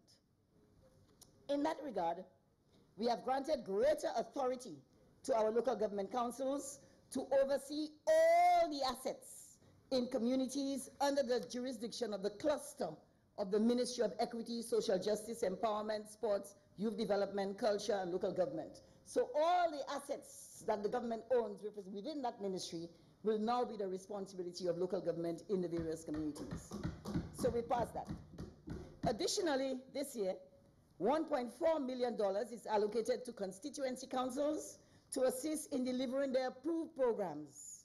We expect that they will operate in conformity with the Finance Administration Act. We expect that. And you know, we will supply the monitors. We have monitors who will be servicing them across the country to keep them in check and ensure that they remain transparent. So that's our responsibility, and we'll make sure that happens. This year, the Village Tourism Project will also unfold. And you know, I'm talking about integration now. So you've seen local government, you've seen everything. You understand it now, right? I'm demystifying for you. Through you, Madam President. This year, the Village Tourism Program will unfold, and our constituency councils will be working in collaboration with the Ministries of Tourism and Economic Affairs to engage, of course, all stakeholders to realize their uniqueness. Each of these councils, each of the villages, their uniqueness, their strengths, and fashion how they can maximize these strengths to share in the economic growth expected in tourism. our cities and major towns, because you know we have 3 major towns, 1 city, they are already engaged in that process with the following initiatives. And in particular, of course, I think of you talked about the redesign of the square this morning. And Soufriere, the leader of the opposition here, spoke on the square. Yes, the square has been redesigned to reflect the history and culture of the community. And that's why we've had the delay, and we're proud to say that we had the delay, because we wanted to reflect Soufriere as it's our tourism capital, but it also must reflect who we are as a people of St. Lucia. So we've redesigned the square, and it will be delivered before year ends. I can say that one. Yes, it will be delivered before year end. The redesign of the square to reflect that, to reflect us. We also have the Hummingbird project, and of course the overall improvement of the waterfront in the Soufriere community. So that's one of the projects that has been undertaken with respect to the development of our Soufriere town. Yeah. And of course we're doing that in partnership with the Soufriere Foundation and other local supporters. We also have the expansion of the port in Beaufort, which will happen. And you know, Madam President, I went into Beaufort, and when you're looking to develop an area, to my mind, you're looking for a lot of opportunities for networking and expansion and opening up of areas. And you know, we went into Beaufort, and I'm seeing Beaufort town is really locked off. And so we took a look at what was locking off Beaufort town, and it was a public facility that was built some 18 years ago, which was never utilized. It was just there to block off the town, so that people coming traversing from the highway, near the fire station, that highway there, so is it St. Jude's? What's the name of that highway across there? The Beaufort Highway, you know, could have easily traversed into Beaufort town by a shortcut, set apart by just a little bridge. But there's a public facility right in the route, you understand, of that entrance into Beaufort. And so we hope that can be addressed. I know the mayor of Beaufort has been working feverishly with the agencies to try to see if that can happen within this year. If not, it's going to remain on our cards, because as you know, it's a 3-year plan we do have with respect to some of these major projects. So that's Beaufort. The redevelopment, and I'm saying you had a rep for 20 years who was the Prime Minister, and a toilet facility is blocking the opening and the expansion of the area, and you would think that would have happened before, but that didn't happen. Anyway, so that's that. But there's also the redevelopment of the city of Castries, and we're filling it with a different type of leadership in Castries, with our mayor, who is focused on trying to make sure most of the areas that we've identified for him are being covered. And so Castries now is a lot safer, and we can boast about that. And of course, businesses are a lot more happy, or business persons are quite happy that things are happening within the city. And you talk about the Walcott House? The Castries City Council is working feverishly with, of course, the National Trust to ensure that Walcott House becomes ultimately what it's supposed to become. It takes time. We cannot do everything one time. We inherited a broke country. You understand? We have to put systems in place. And so we will do it according to our plan and not to your dictates. So we'll take our time to do it. Another important dimension to the work of the councils in this new era is that the constituency councils are expected to be proactive and ensure that their respective jurisdictions are alive. Each council is expected to submit a schedule of events, so we know what's happening in the communities, so people from across the country can go and visit what is going on in Dennery and Miku. Because we talk a lot about tourism, but we expect the tourists to always come from overseas to us. But we ourselves can be tourists and go into our various communities and enjoy them. And we're hoping that the councils can become alive and do that kind of thing. So St. Lucia has a rich heritage and culture, and it is important that the councils draw from the region's uniqueness, from the long list of traditional activities that we have, modern day sports, religious events. Just present yourselves so that the people of St. Lucia can come in and gain access and enjoy what we have to offer.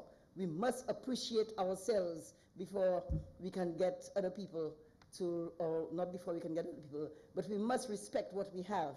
We must appreciate what we have, and we must support what we have as locals in these jurisdictions, in this country. Councils must embrace that responsibility by offering, of course, quality programs and creating the environment for balanced living by our citizens. Madam President, I am pleased to report that the Cultural Development Foundation and Events Company of St. Lucia have been working together and working directly with our councils to deliver select events at this point in time. The objective here is to ensure the transfer of knowledge with respect to the quality and production of events.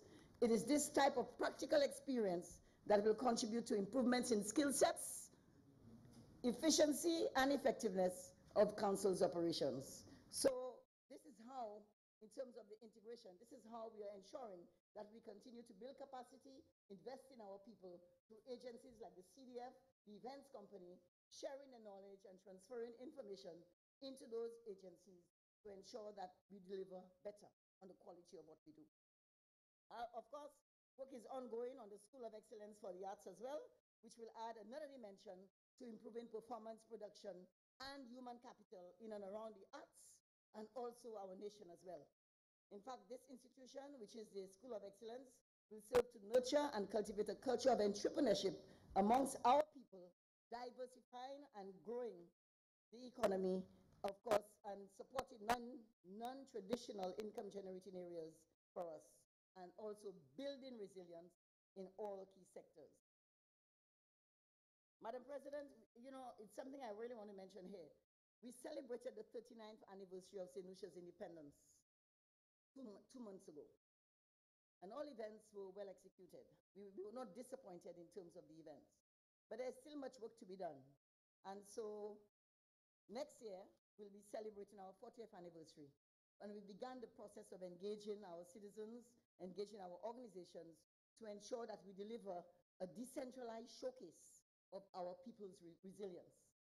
But Madam President, one observation, as we engage, it is clear that the policy of division and affirmative action that is synonymous with the previous administration has had significant impact on the spirit of our people in communities, you know?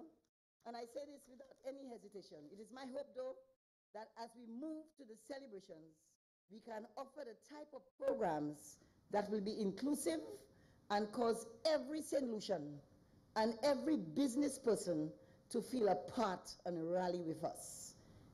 It's not our government alone, it's the people of St. Lucia's government. It's not a Labour Party government or UWP government, but the government of the people of St. Lucia. And we are hoping that within the programs that we establish next year, that persons will feel that they are a part and they can claim their country and proudly say, like Sir Derek, that moi c'est Jean cette ici, c'est là moi sorti, is there I was born and I belong. Madam President, permit me to highlight one initiative being introduced in this year's estimates, which demonstrates our commitment to fostering greater collaboration, cohesion, and responsibility. There's the allocation of $145,000 towards the establishment of the National Youth Service Program. This is a bold but necessary statement. It reflects our desire to develop within our youth a passion to serve, to care, to attend to the well-being of our communities. I can see our local government authorities leading the charge of utilizing the cadre of trained young persons in pursuit of their goals, their local goals and objectives. Partnership in its purest form. And as the Prime Minister indicated in the policy statement, this will serve as a prelude to a wider national volunteer program going forward. Madam President, with respect to further developments in our culture, I can report that the Cabinet of Ministers recently approved the policy framework for the services sector, which includes the creative industries. So you will not see creative industries by itself, but it's part of a wider, sector called the services sector. And so we are now awaiting a presentation on the incentives for that sector so that our artisans and artists and our cultural activists could continue to build the resilience required to sustain themselves over time. Another development that our artists will be happy about is the establishment of the 2 music studios to be funded jointly by the CDB and the government of St. Lucia. The space has been identified already at the Grosley HRDC, and we're still working on the second venue. And we are, of course, awaiting our technocrats to move in to deliver the projects for us in the Grosley area. We thank the CDB for this project, which caters specifically to disadvantaged young musicians. Our Cultural Development Foundation continues to be active, particularly in the areas of training in the various art forms and in the delivery of training in arts, the Arts Festival, which is going to be happening next weekend, I think, in Canaries. We have the Flower Festival, Lights, and of course the Carol Festivals, and we also do quite a few summer school programs. This year, over 314 persons were trained in various areas of the arts. In the next few weeks, the CDF will be hosting a major training program for musicians in the business of music, because we recognize that we have great ability here.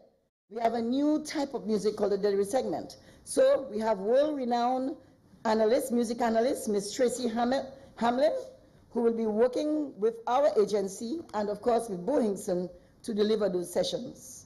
We trust that the training and exposure will yield some positive results, particularly as our writers and creators are continuing the thrust and are beginning to get ready for this year's Soleil Summer Festival. Madam President, as I say, Summer Soleil Festival, last year we spent for jazz 3.9 million, for roots and soul 2.3 million, for the rhythm and blues for 447,000, arts and heritage we spent 619,000, the ARC 237,000, and carnival, which is a major part of our culture, and I heard that there's nothing happening in terms of investment in our culture. But carnival, which is a major part of our culture, we also pumped in $3.5 million, and of course, I said arts and heritage, $619,000. Last year, we had a phenomenal year, particularly with our carnival.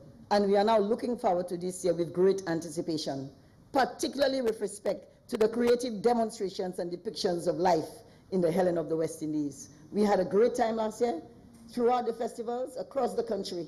And I know many of my colleagues actually went in and enjoyed what was happening. We had a good time. I just trust that our artists can continue to give us, you understand, good depictions, great depictions of life in our country. Mr. President, Madam President, sorry, why did I have Mr. here? Madam President, in the last year, I want to say too that we've lost many of our cultural icons. We lost quite a few persons, and I think I've mentioned them time and time again. But recently we lost Libo Dilema, and of course we also lost another great person in Oliver Smokey Charles, who was an outstanding sportsman as well, who contributed significantly to the development of many young men and women in St. Lucia. In fact, I recall him taking a team of footballers to Sweden in the early 80s. And many of these young men today are leaders in our society, great leaders in our society. And that was their first opportunity to get on a plane, you understand, with him. So he was instrumental in imparting quite a bit of values to these young men, and we are quite happy to note his passing. And of course, to express our condolences to his family and friends in this house. But there's another sad development, which was the recent destruction of the Folk Research Center. That indeed was a great loss to all of us, a real great loss. And I want to emphasize with Father Patrick Anthony, who is the founding father of this institution, and of course the Board of Management, you know, and I specifically want to acknowledge Ms. Florita Nicholas, and also Robert Lee and Mr. Hilary LaForce, who met with me mere days before, you know, mere days before, to strategize, teachers, to strategize on the approach to engaging the Ministry of Education to realizing the teaching of our history and culture in schools. So this was a significant blow in terms of the work that these gentlemen and women had done in this institution. So, you know, the feedback was that no inferno can kill the resilience of our hearts. And so we will press on despite, you know, despite the obstacles and challenges that are placed in our way.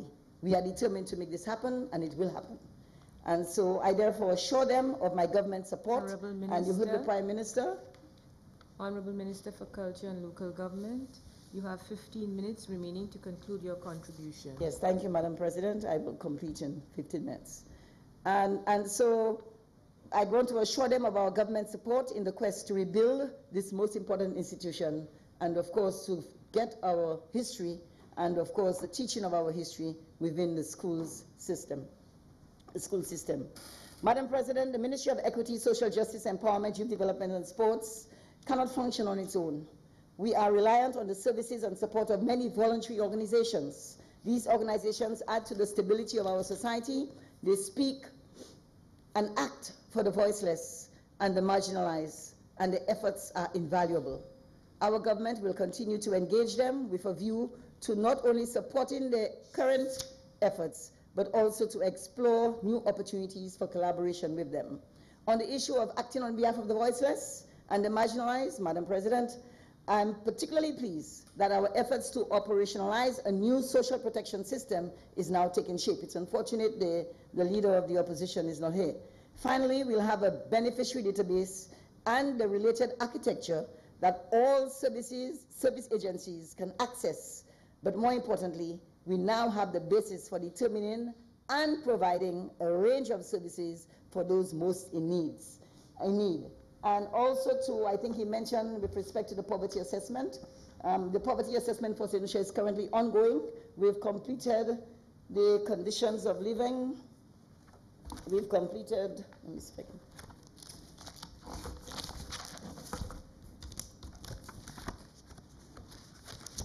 We've completed the survey of living conditions. That's already finished, completed, and of course we have the macroeconomic analysis, the institutional assessment, and of course the participatory assessment to be completed, and all of that will be done hopefully before the year is out. This year, Madam President, we will also see the rollout of programs designed to empower our youth, especially those at risk. These programs, implemented through the support of USAID and CDB, they will be holistic and broad-based in nature, covering court diversion, community-based programs, after-school programs, sports and arts initiatives, vocational and life skill interventions, and support to organizations, NGOs, and CBOs. We will now be able to maximize the facilities that we have. We've been able, available to us at the community level, but which for some time now have remained underutilized and under-resourced. Because in quite a few communities, you had human resource centers, you had community centers, but they were just sitting there like white elephants. The objective is for us to be able to utilize them within our cluster so that we can ensure that the community benefits from the programming within there. Madam President, the structured and measured approach of this ministry, and indeed the government, is further evidenced by the sports infrastructure strategy and action plan outline.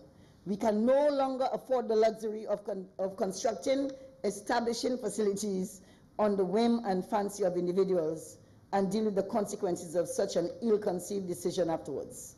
Instead, we have determined the strategic needs and priorities of regions and communities, not just in terms of physical infrastructure, but also in terms of the human resource capital, as well as programming and competitive requirements. And you would have seen that, a lot of that in the presentations that have been made before. Upgrading the Sufra Stadium is one priority for us, and of course that will be focused on that in the initial stages. So hopefully we'll develop a facility where our sports people in the western part of the island will have a facility that would be of world-class standards. And when I say world-class, I'm talking FIFA and also the International Athletic Federation. As I speak of standards, I'm obliged to mention our team at the Commonwealth Games. We do have a team at the Commonwealth Games in Australia, and of course that team is there. The boxers have performed and they did exceptionally well. The thing is, we need to invest more money in ensuring that they continue to train at the highest level so they can deliver the knockout punches that were required of them at the event. But they stood up well, and we were all proud that our people were up there with the rest. But we didn't have the finish, which is something that we need to take care of. And I think the School of Excellence of Sport will begin to inculcate, you understand, in them the right attitudes and approaches with respect to their own personal development. I'm hopeful that as a country, if we can continue to provide high-level training, then of course our athletes will continue to make us proud.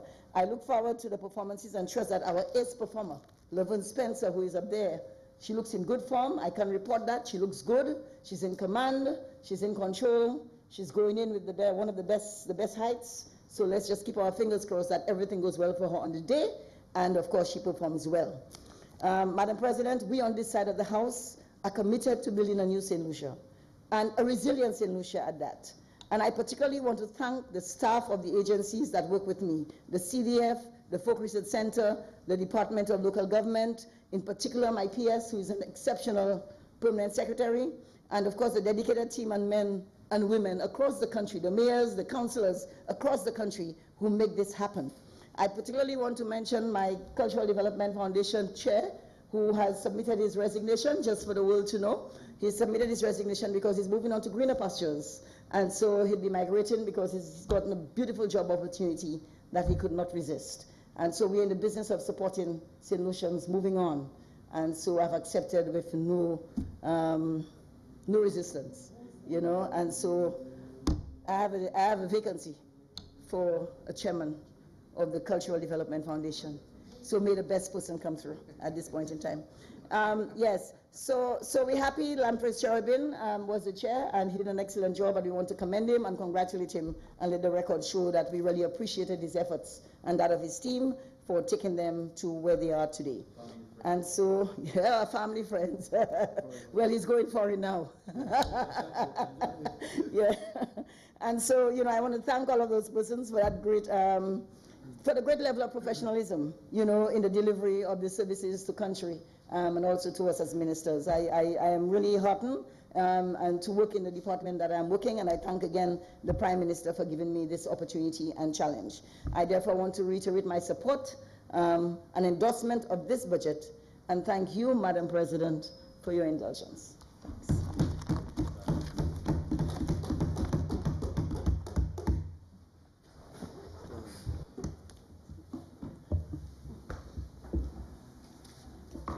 Honorable Minister for Health and Wellness.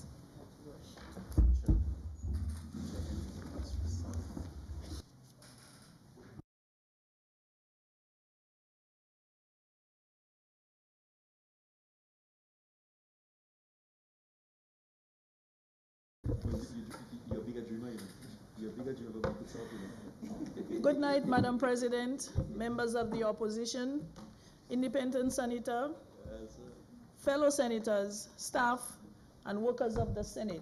I think everybody else is gone by now. Good night to you all. It is indeed with regret that I had to part with our former president of the Senate, under whose stewardship the Senate performed at a very high standard of excellence. I have no doubt, however, Madam President, that you will exemplify, if not surpass, that level of excellent performance. You know how women always outshine. I bid you, Madam President, a very warm welcome to the Senate and all the best during your tenure. Let me take this opportunity to lend my voice in expressing sympathy to the family of Francis Libo Dilima and to the families of the fishermen from Vieux-Fort who perished at sea. My condolences also goes out to the dean, faculty and staff, students as well, of Spartan Medical University in Vieux-Fort, as they recently lost 2 students and 1 staff member in an unfortunate drowning incident. In tragic times, Madam President, we are always friends. From one St. Lucian family, whether foreign or not. May the souls of our faithfully departed rest in peace. Madam President, I want to congratulate my Prime Minister, my fellow cabinet colleagues, my government, and the hardworking public servants who were able to plan, strategize, and develop this resilient budget.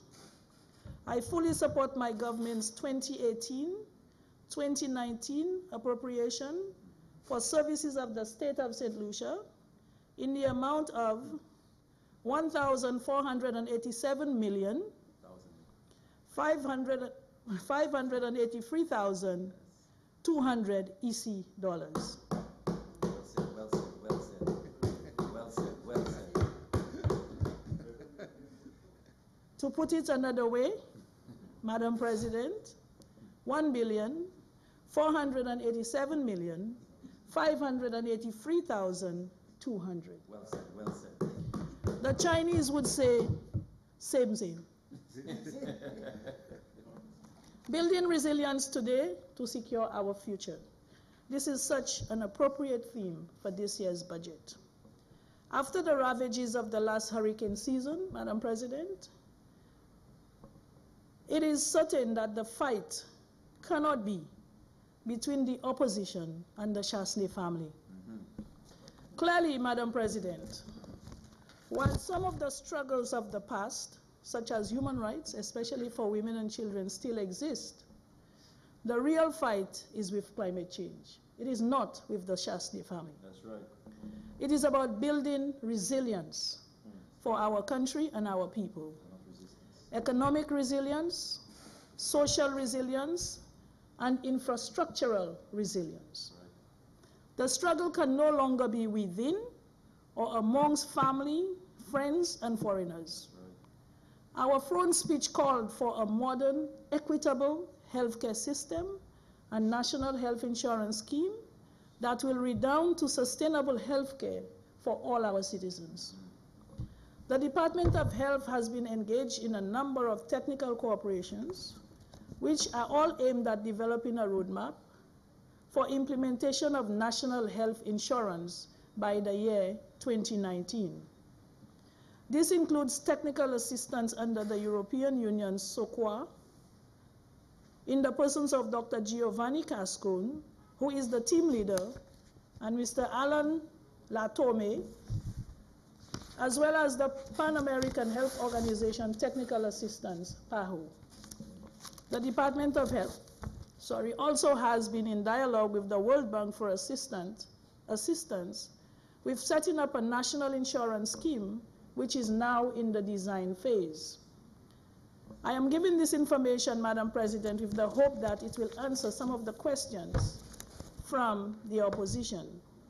The government's commitment to provide national health insurance is also demonstrated by its funding for the National Health Insurance Unit in the budget year 2018-2019. This team will be dedicated to ensuring that the National Health Insurance Framework is in place for implementation. The government of St. Lucia has also approved a committee to establish a central regulatory agency which will deal primarily with the package of benefits and conditions to access the package to control the current functioning of the scheme, among other things. So we are actually telling you how it's going to be done. Madam Speaker,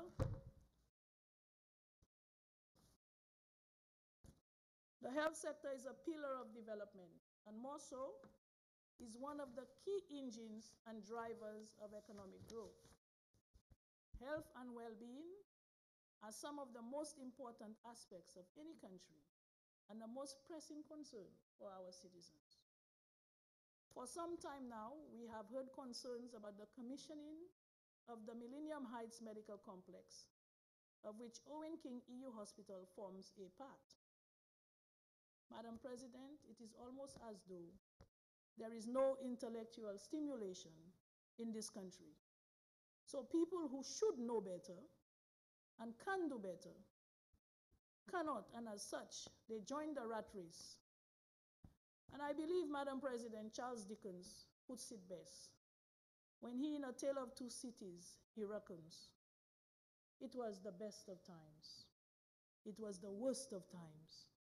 It was the age of wisdom. It was the age of foolishness. Madam President, did you know that the OKEU hospital was first designed with what we call 5 wings, 5 fingers? And did you know, Madam President, that today it ended up with 4 wings, 4 fingers? Did you know also who is the architect of the demise of the 5th wing? The wing that was taken out, Madam President, is really the cancer wing.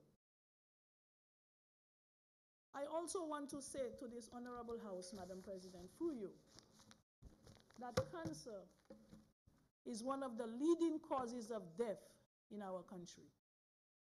I say this, Madam President, because the same architect of the demise of the 5th wing today suddenly knows all the remedies for healthcare in this country.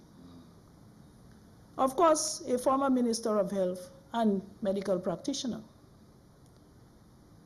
Oh, Madam President, yes, what a tangle web we weave when first we practice to deceive The Millennium Heights Medical Complex may well be the flagship, like I said, the flagship project of the health sector.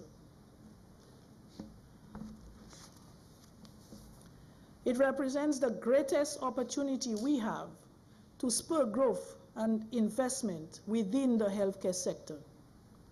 As such, Madam President, the government over the last period has invested heavily with $11.3 million out of a total allocation of 17.7, and I've rounded it off, representing approximately 64% of the allocated budget directed to the completion and final commissioning of OKEU Hospital. Because some people are asking whether we do have the financing to make the move. We have started making the move to the OKEU Hospital. We have moved the dialysis unit very successfully. We have also been successful in moving the physiotherapy unit. And of course, different units are going to keep following, depending on the ones that we can move independently without making critical care at the compromising critical care at the Victoria Hospital, until we have completed the entire move, hopefully by September of this year. However, we do have a December deadline. Madam President, I know that our Prime Minister has sleepless nights over the number of our citizens who perish as a result of lack of access to health care. He often finances health care for many of our people from his own pocket, and that is the type of compassionate man he is. Sometimes we have to fly our people to Martinique, to Trinidad, to Barbados, and usually it is the poorer people amongst us that cannot afford to do these things, to go overseas for medical care. I do not know if you have seen, Madam President, many times people come around with sheets of paper asking people to sponsor so that a family member can get treatment overseas. And it is with all these issues in mind, Madam President, that our Prime Minister has made health care, national health insurance, a priority for this government and for the people of St. Lucia. Madam President, chronic non-communicable diseases such as malignant neoplasm, heart disease, cerebrovascular disease, which is stroke, diabetes, hypertension, continue to consume a large amount of resources, which we can ill afford. Cancers, stroke, diabetes, and heart disease continue to be the top 4 killers up to 2015. Our research showed that there is a higher incidence of death from stroke, diabetes, prostate cancer, and breast cancer. So these illnesses are increases. They are on the rise. They are increasing. And we believe that more women are overweight now than before, and that may well be due to lack of physical activity. So healthy lifestyles has become a priority for us at the Ministry of Health.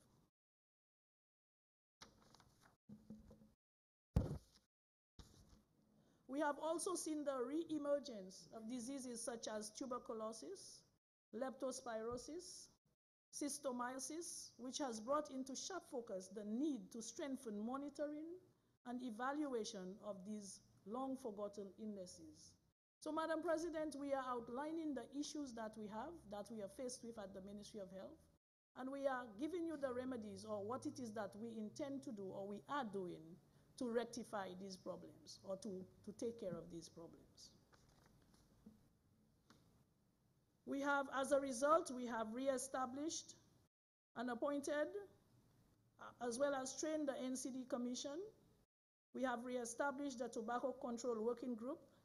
We have implemented legislation concerning tobacco product packaging and labeling, and sensitization of the effects of soft drinks in schools, with an eventual result of a soft drink ban in our schools. Madam President, healthy lifestyles is on top of our agenda. We would like to promote in our schools a banana a day, a guava a day, a mango a day keeps the doctor away. We grew up in an environment where we were told that an apple a day keeps the doctor away.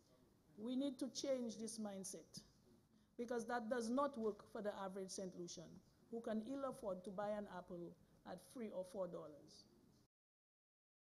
Okay. We will continue to advance our legislative agenda so that we can meet our priorities at the Ministry of Health.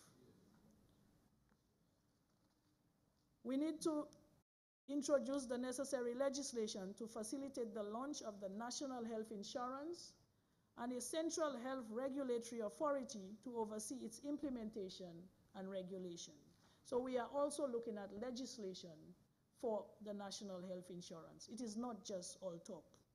And a lot of work has been done to get the ball rolling.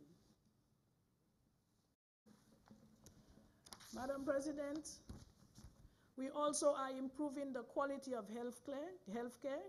We are making it more client-centered with the focus to reduce the burden of diseases and improve health outcomes in our country.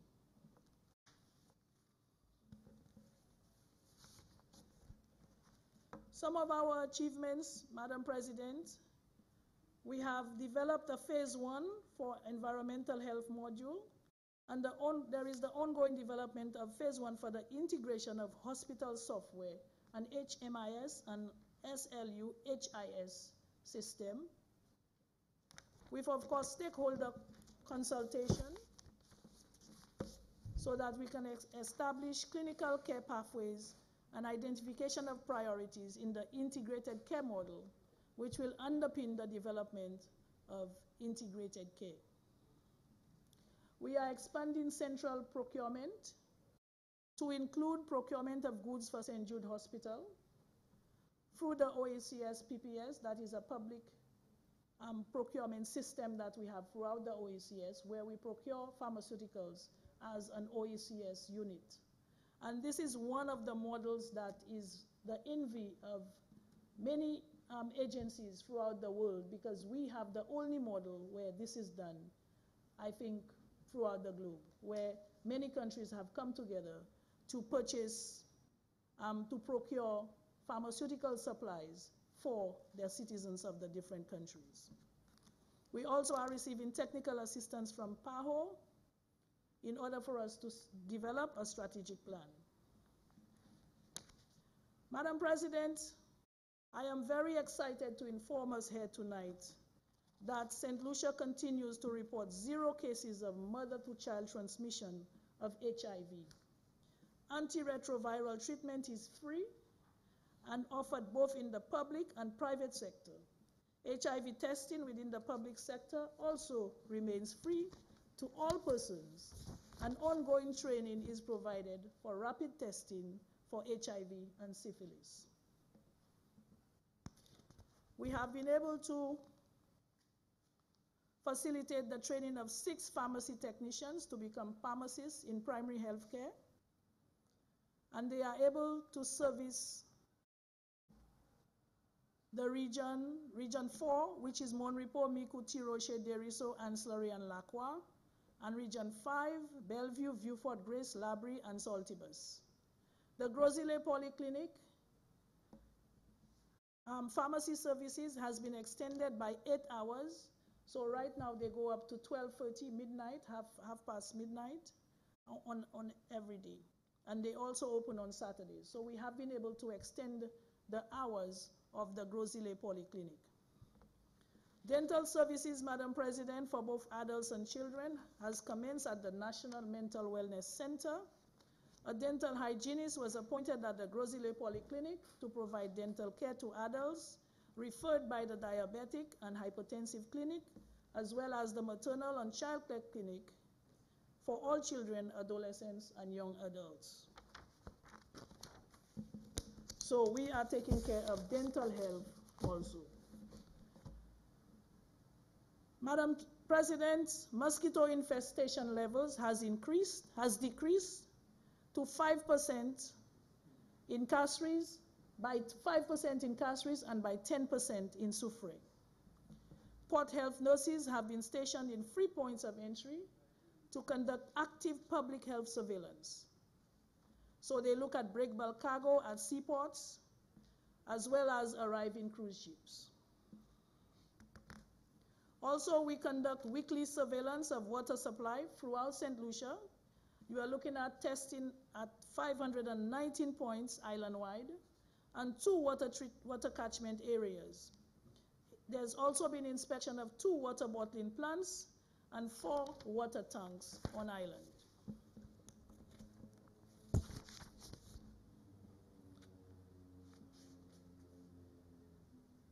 Madam Speaker, Madam President, we also conduct campaigns, and one of our annual campaigns is a breast cancer campaign. We have the National Zika campaign, mosquito vector disease reduction community campaigns, and there is also a health literacy and know your numbers campaign. We have been able to strengthen TB prevention and control, a list of licensed food establishments, as well as strengthening systems for the registration of food workers has been produced. A total of 50 food workers have been trained in food safety and public health assessment and surveillance of mass gathering events has also been conducted. That is of particular concern now that we are looking at leptospirosis. We have had a few cases, increased cases of leptospirosis, and people need to know that when they are going to partake at food at different establishments, they need to know that the Ministry of Health, Environmental Health Department has okayed these facilities for people to purchase food from.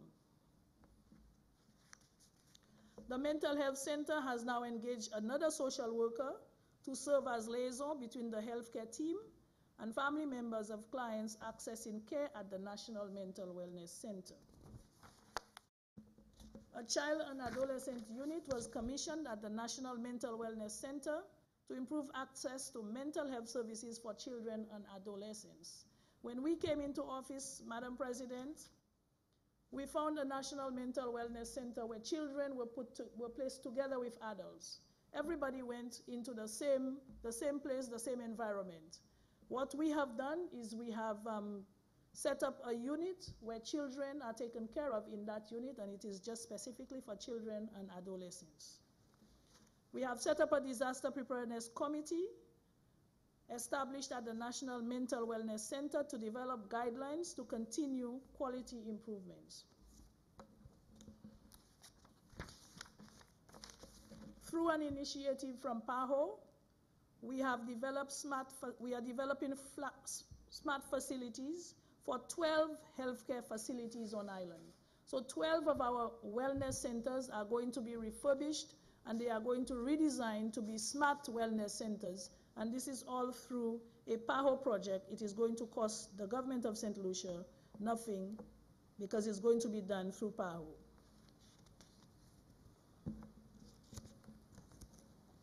Dental services, of course, like I said, it has already, we're looking at establishing that at the Mental Wellness Center. The Ancillary Wellness Center, we are looking at establishing a dental clinic. The space has been identified, and that is going to be coming on board very soon. Denry Hospital, we are now retrofitting that hospital so that there too they will be performing dental cleaning and taking care of people's dental issues in that area. Grosile Polyclinic, a dental hygienist, has been appointed and will provide dental care to everyone referred to by the clinics. Madam President, I know that it is late, and I do not wish to bore anyone, but I just felt that it is necessary to inform this Honorable House of some of the programs that we are undertaking at the Ministry of Health. I know that this is not sufficient to address all the questions that the Senator asked, but what I am going to try to do is I am going to try to respond now to some of the questions that he put forward when he made his presentation.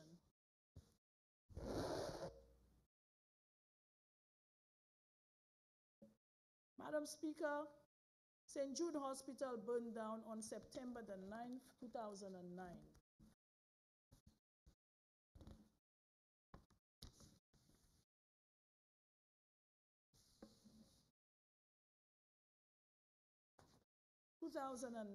Madam Speaker.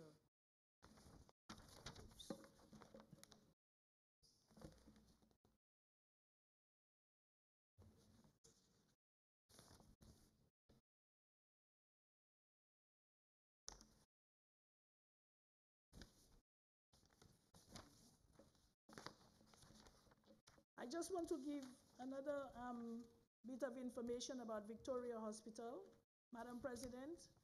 When we came into office, the Prime Minister went and took a walk through at Victoria Hospital. And in speaking to the staff, what he observed was that Victoria Hospital was losing a lot of money because they were not really going after collecting funds from people who have insurance coverage. And he suggested that the staff should try to collect those monies because St. Jude's has a very good track record of doing so. And in so doing, Madam President, I'm happy to report today that the Victoria Hospital had an increase in their revenue collection of over $500,000.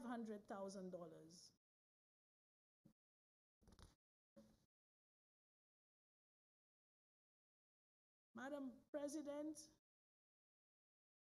productivity is what you get from workers when you respect and value your workers. I wish to say this because to say that workers listen to the suggestion from the Prime Minister and put it in effect, and as a result, we were able to recover over $500,000.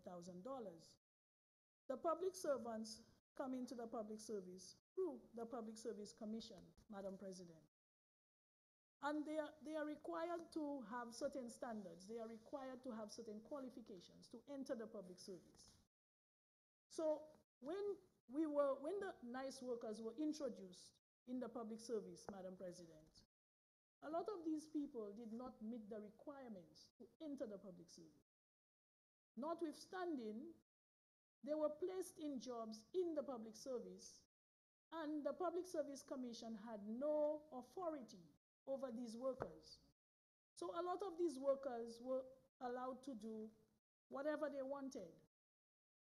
So as a result of that, what you find is some of the public servants who were actually in the public service, who came in through the proper channel, through the Public Service Commission, they took offense to that program. And as a result, that created some level of dissatisfaction among workers in the public service. So you hear all the talk, Madam President, about the NICE workers. And I want to say that while there may have been benefits to the workers, there were also quite a few downsides to this program. This program was not sustainable because every year government had to find money to finance the program. Every year they had to be renewing these contracts, and sometimes monies were taken from sources that they ought not to have been taken to finance that program because it was unsustainable. So, Madam President, I wish to go back and say that to give a little history on St. Jude, I think I've said what I had to say about NICE. I'm not going to go down that road. St. Jude Hospital burned down on September the 9th, 2009. Reconstruction started in 2010. Of course, we were in office at the time. Less than 1 year later, we demitted office, right? The construction had already started. Construction continued under the Labour Party. And after 5 years in office, Madam President, the St. Jude reconstruction was not more than 50% completed, and close to $200 million had been spent.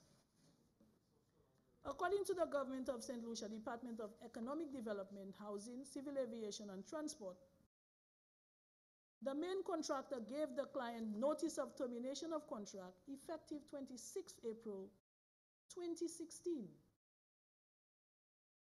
My government came into office in June 2016.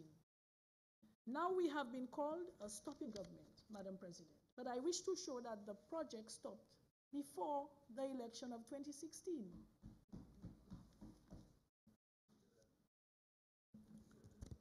Madam President, and the process of events in that same report from Economic Development, on November 2nd, 2016, we are told that DCA board letter received confirming that there is no approval for the project. So all this talk about St. Jude Hospital and we stop this and that. Up to November of 2016, Madam President, there was no approval. There was a letter received from DCA saying there was no approval to do the project. So I just want to put that on record.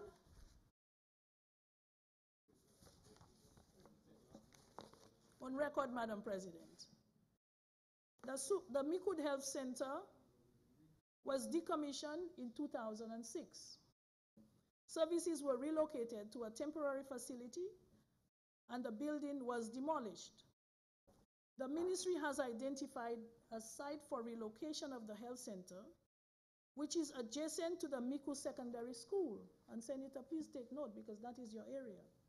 Currently, the ministry is finalizing the plans for the facility and have met with key stakeholders to formalize the services that will be offered at that health center. The facility will be upgraded to a level 3 facility, which will offer additional services, including dental services. The Larissus Health Center, Madam President, was destroyed by fire on Monday, March 9th, 2015. The services were relocated to Richford Health Center pending rehabilitation works. However, to date, funding has not been secured for works to the old site.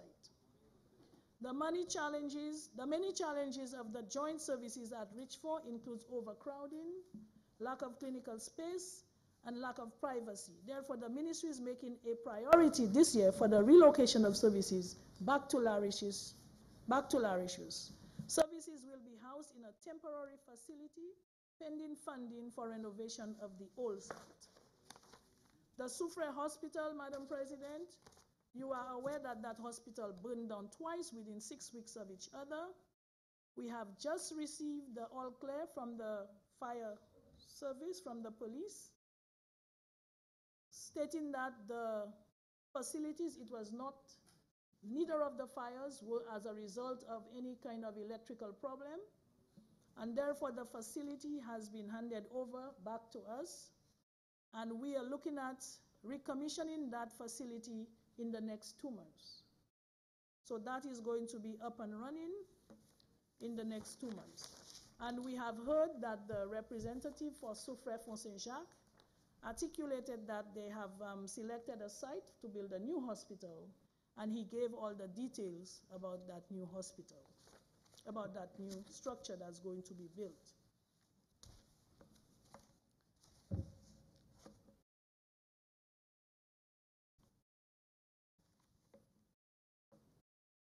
Now I am going to move on to try and respond to some of these issues, Madam President, that Minister for Health and Wellness, you have 15 minutes.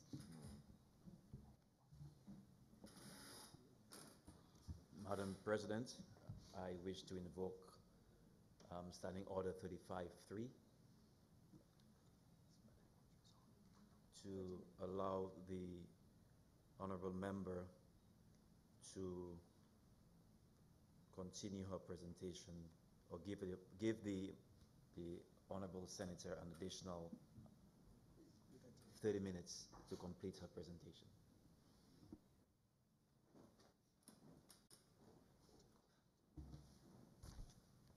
Senators, the question is that Standing Order 35-3 be invoked to allow the Honorable Minister for Health and Wellness an additional 30 minutes to make her contribution. I now put the question. As many who are of the opinion say aye. Aye. As many who are of a contrary opinion say no. I think the ayes have it. The ayes have it. Leave is granted. Thank you, Madam President. Thank you, fellow senators. Education. We were told that education, there is a serious void between government policies and building resilience. And we heard a lot from the former principal, the senator on the opposite side. But, Madam President, whenever I hear these things, I say to myself, Senator Ferdinand was a principal at the time. And all of these experiences that he's bringing to bear are his personal experiences as a principal under the reign of his own government, the former administration. And I know that we keep hearing them saying, why do you all go back and you all, but then they go back and ask us, why are we not doing these things that they were supposed to do and they didn't do? Madam President, I want to state here clearly that there is no one in the former administration who has the economic authority, the social authority, or the moral authority to tell this administration what they ought to or ought not to do. They have no authority, Madam President, to be making any demands of us. The people of St. Lucia, Madam President, put us where we are today. They are the ones who went to the polls and elected us into office. And they are the only ones that can dictate what we ought to or ought not to be doing. They are the ones whom, at the end of the day, that are going to give us our matching papers if they believe we have not performed. Yeah. And we all have to wait for that day, because we still run a democracy, and we are going to be here for our 5 years. So let us understand that, and let us accept that and move on. Madam President, I heard the members say, the Prime Minister said they are desilting ravines. Madam President, I wish to correct that statement. The Prime Minister said they are desilting rivers and ravines. Right. What sense would it make if you do not desilt the ravines, if you just desilt the rivers and do not desilt the ravines? The ravines lead to the rivers. And he said he doesn't understand how they can desilt ravines.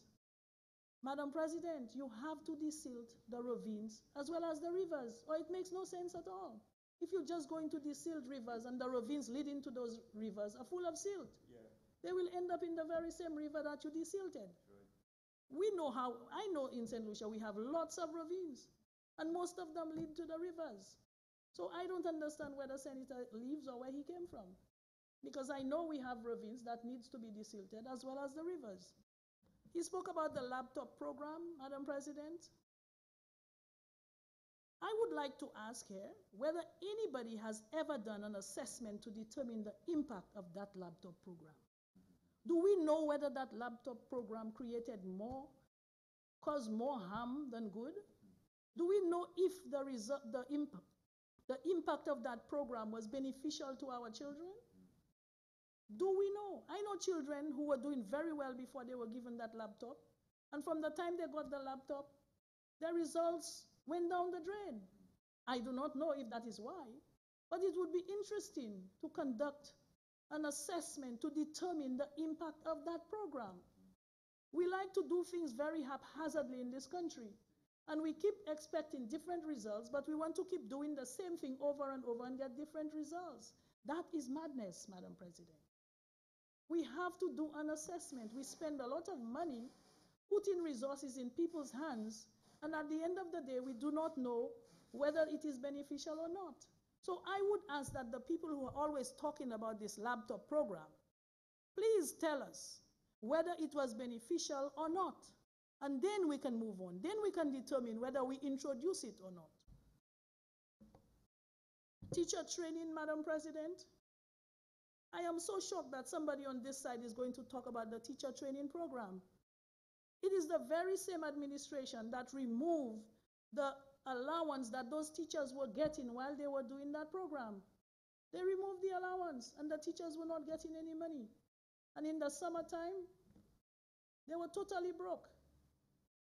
This is the same administration that also removes study leave with pay for all public servants. We came back and we have introduced it. This is what we are doing. We undo the negative things that you have done. We put things back in place so that our country can improve.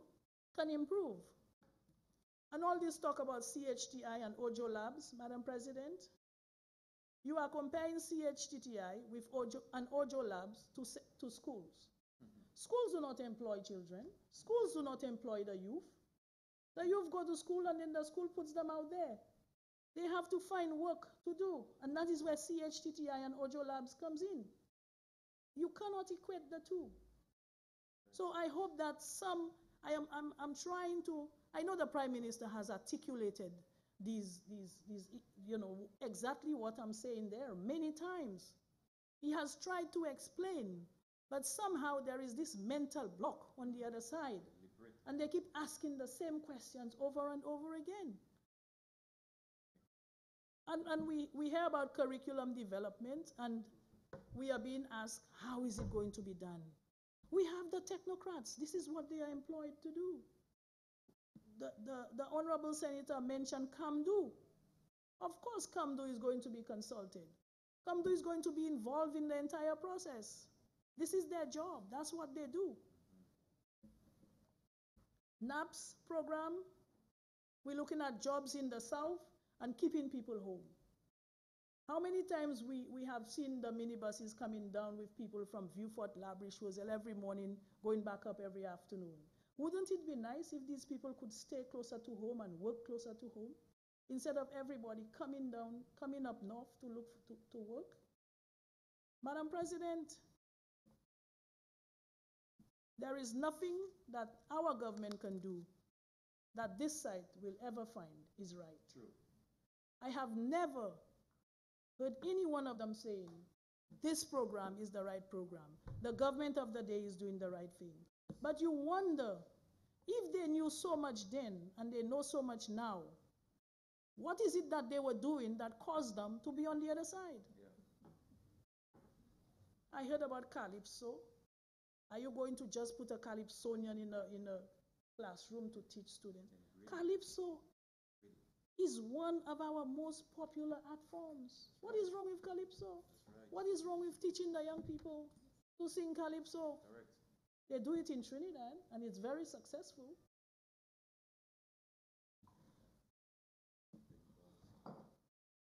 I heard about early childhood education. The senator said school dropouts, about 2/3 of the school dropouts are boys. He is a man. He was a principal of a school for how many years?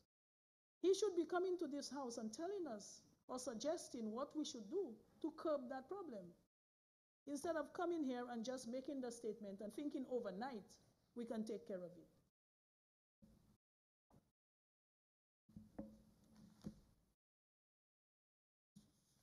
And he's asking, how will the special needs program be integrated in Dennery?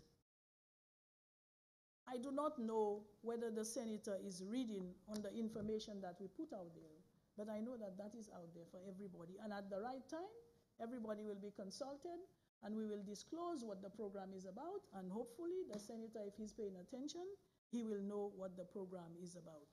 Now, Madam President, I want to explain this issue about the plant and equipment moving back to the Ministry of Education. The senator said that if you are sending plant and equipment back from Ministry of Infrastructure to Ministry of Education, what are you going to do with the plant and equipment department that is already established at the Ministry of Education? Let me just explain, Madam President, that the plant and equipment that is at the Ministry of Infrastructure used to belong to the Ministry of Education, and it used to be lodged in that same unit. So all they are doing now, a skeleton remained. So what they are doing now is they are bringing back the entire plant and equipment that was placed under infrastructure. They are bringing it back to the Ministry of Education, where there is already the established plant and equipment unit, and that is going to be absorbed in that unit. I believe that that is the best way I can explain it for the Honorable Senator.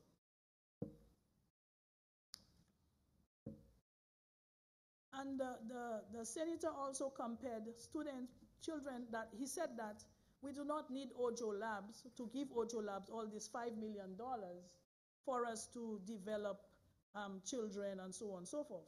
But I wish for him to understand that the group of students, the group of youth, the group of young people that are attending Ojo Labs is not the same as the students who go to school, who pass the science fair and move on and that sort of thing. These are different children with different abilities, and as such, they have already left school. They did not do very well academically, and therefore you are giving them a channel for them to be able to keep getting training and to get a salary to make a living and earn a living and keep improving on themselves. So we are talking about different groups of people, different sets of people.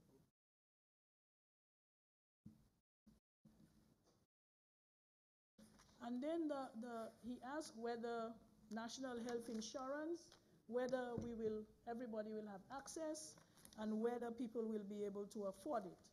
The national insurance plan is going to be set up in a way that employers contribute to the plan, employees contribute as well, and the shortfall, that is where government is going to come in and contribute the shortfall. Right now what we have is we have a certain allocation going to the Ministry of Health. I believe last year it was $700,000. It's about the same now. And that money is used up on a first-come, first-served basis. So you really have to play God. So people come to you, you do an assessment to determine whether they really need the funding, and there is a cap. So that is how it is distributed right now. What government is saying, that is unsustainable, and we cannot continue to play God. Therefore, a national health insurance is going to absorb a portion from the government, a contribution from government, and the employer and employees are going to pay into that national health insurance. So those who are working will be paying for those people who are not working. So people who are unemployed, senior citizens, children, they will be able to access the same level of care. Everybody will have their card, and nobody will be turned away from an institution because the card, the insurer, is going to be paying the provider of the service. So everybody will have access, and that access will be equitable. Now, Madam President, he spoke about the ticks at St. Jude. The ticks were there before we came, and the ticks are still there. I think it is only a matter of once in a while somebody will, because what you have is you have animals in the environment, horses, cows, goats, and so on in the same environment, on the field and around the facility. So obviously, a tick or two may escape and reach where it's not supposed to. So when that happens, what happens is they fumigate, and we take the necessary steps to ensure that we take care of the problem. But that was happening prior to us being in government, and it has continued to happen as far as I know. But of course, when we find out, we take care of the problem.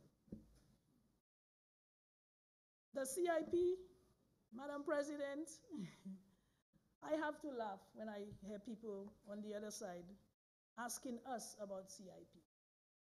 Who started CIP? Was it not the opposition that started the whole issue of CIP? Okay? Was it not the member for Castries South that was responsible for CIP? That couldn't have been a template, right? And obviously it wasn't working. Because what we had was, we had a Saudi billionaire with 4 diplomatic passports. With 4 diplomatic passports. I do not know if that was CIP, but our passports were out there, and we never got any benefits for that.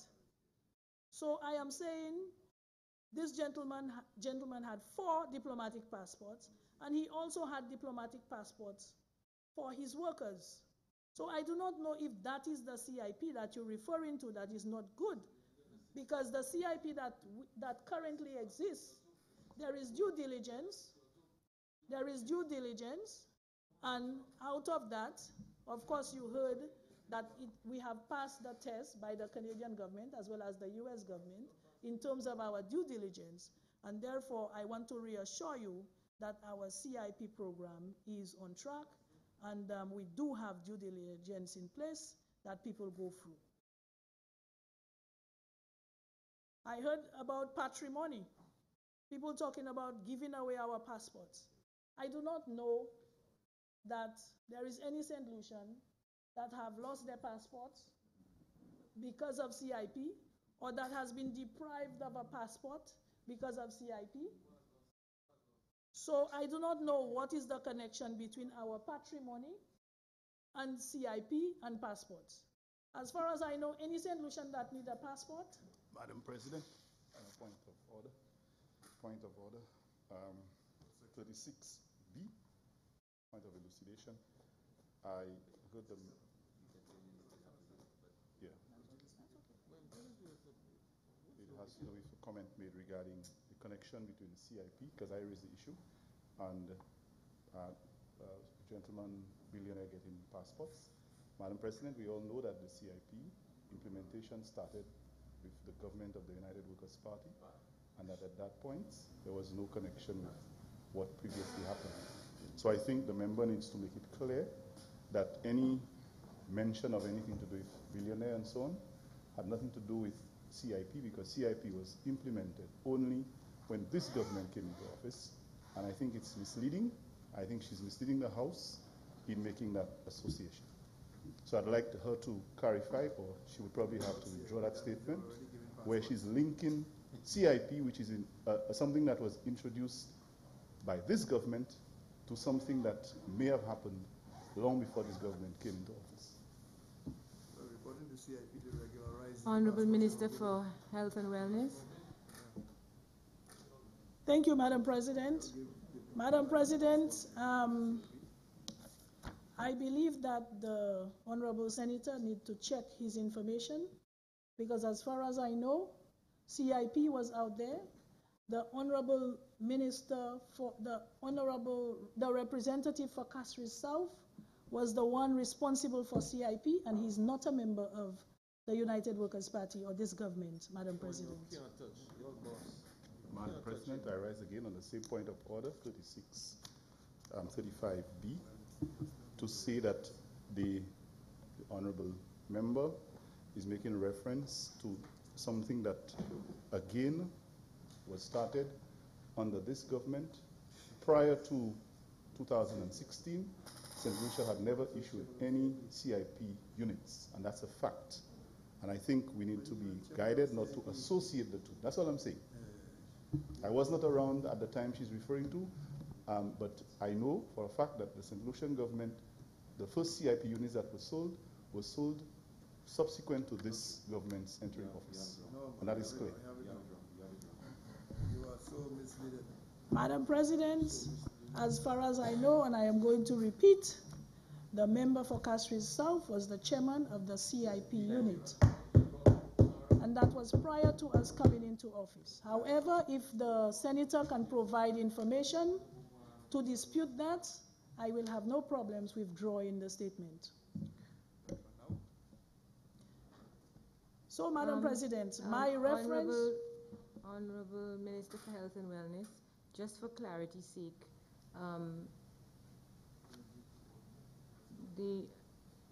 this I'm going to direct to Senator Ferdinand.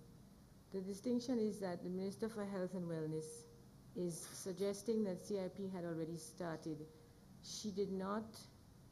So the distinction you are trying to make, which is that passports, etc., were issued, does not take away from the fact that CIP had already started.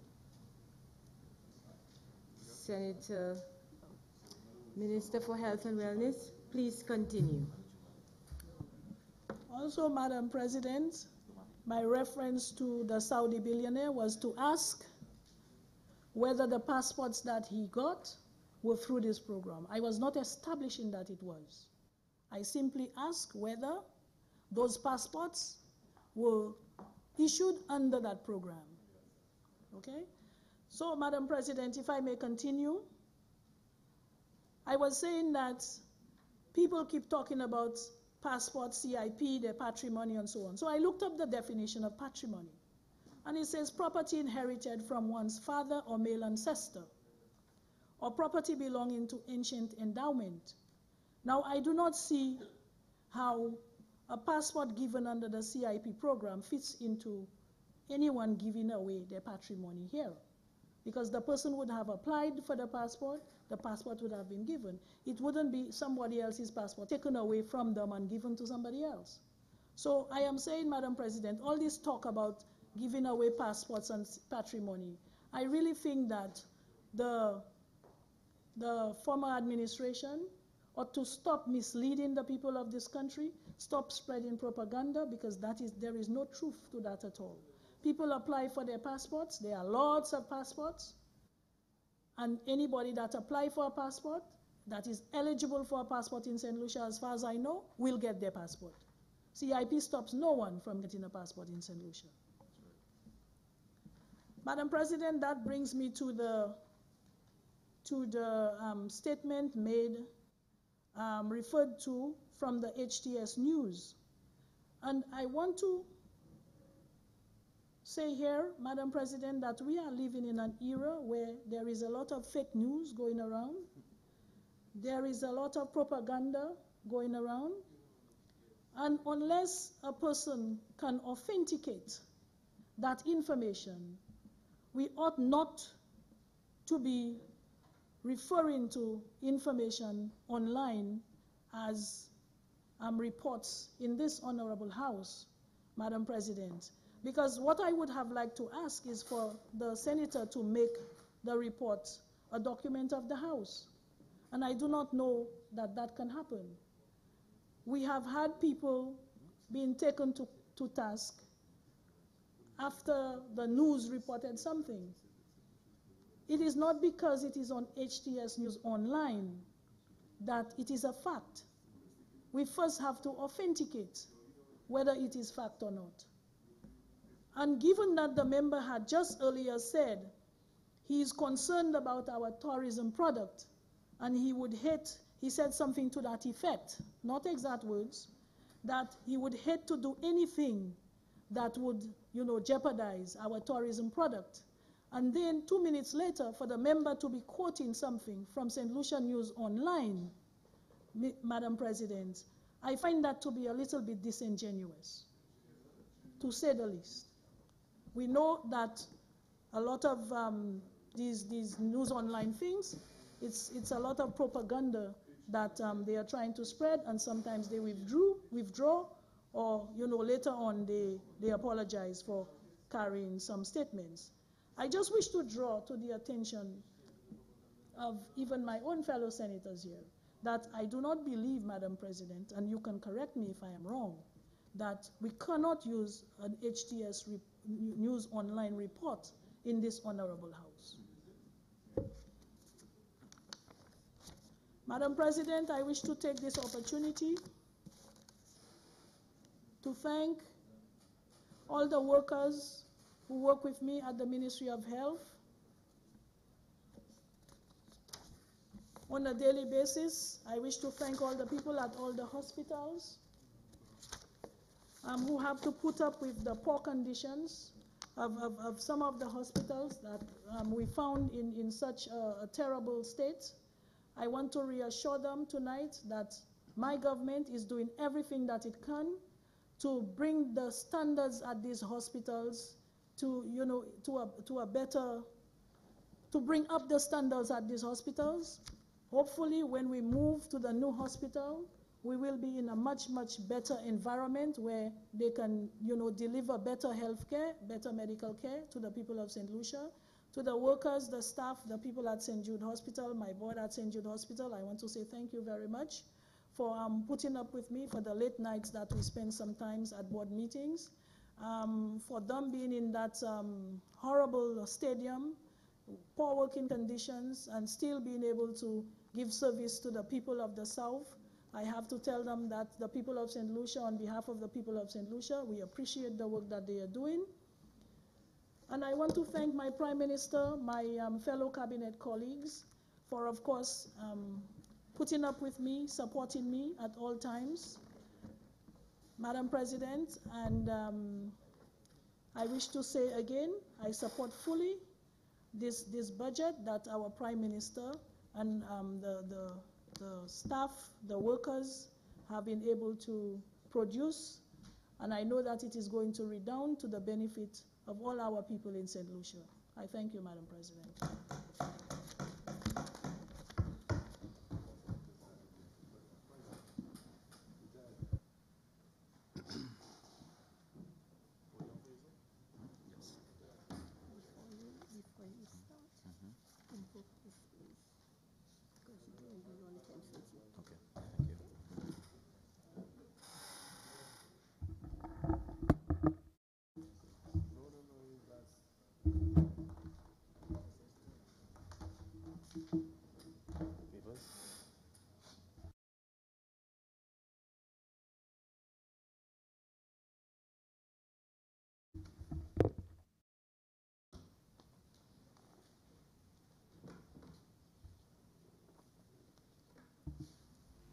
Leader of Government Business.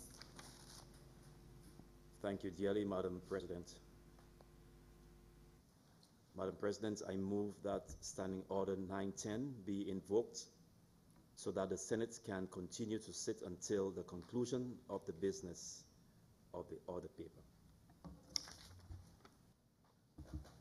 Senators, the question is that Standing Order 910 be invoked to allow the Senate to sit until conclusion of the business of the order paper. I now put the question.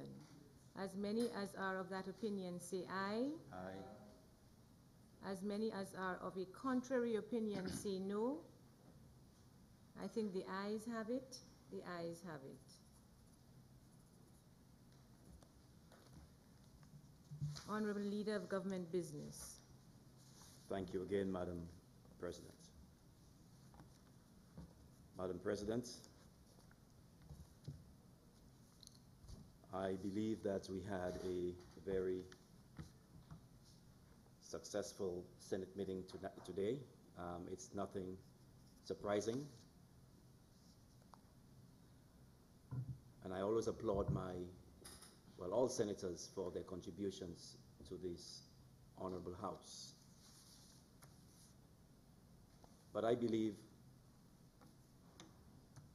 that we have experienced in this House for the very first time the lowest of low, when the leader of the opposition business said in clear tones, Madam President, that St. Lucia, through its CIP passports, are given to persons who are associated with terrorist groups.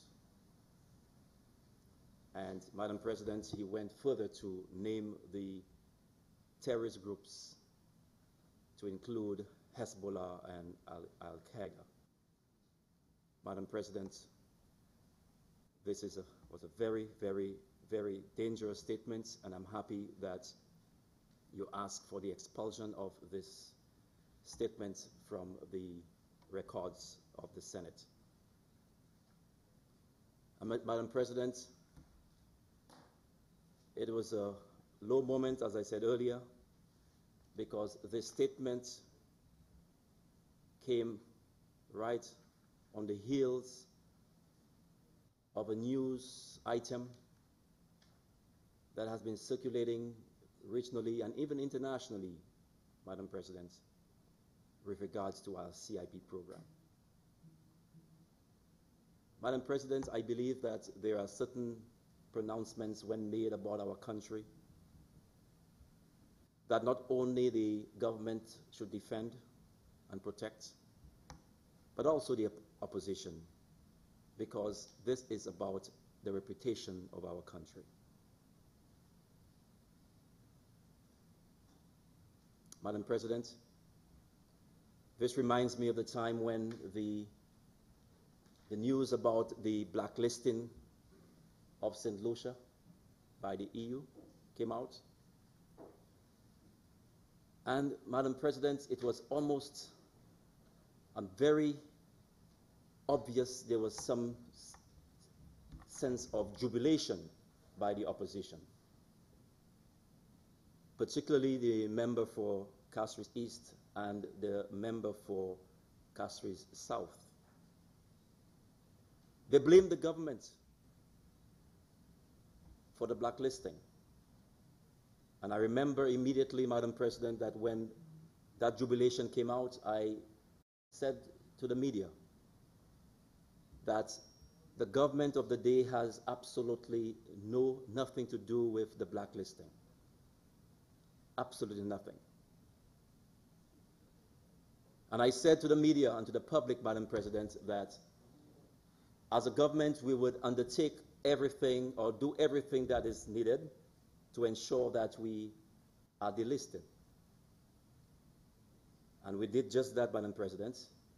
We were able to move from the blacklist to a gray list, and we are working feverishly to ensure that we are completely removed from that list.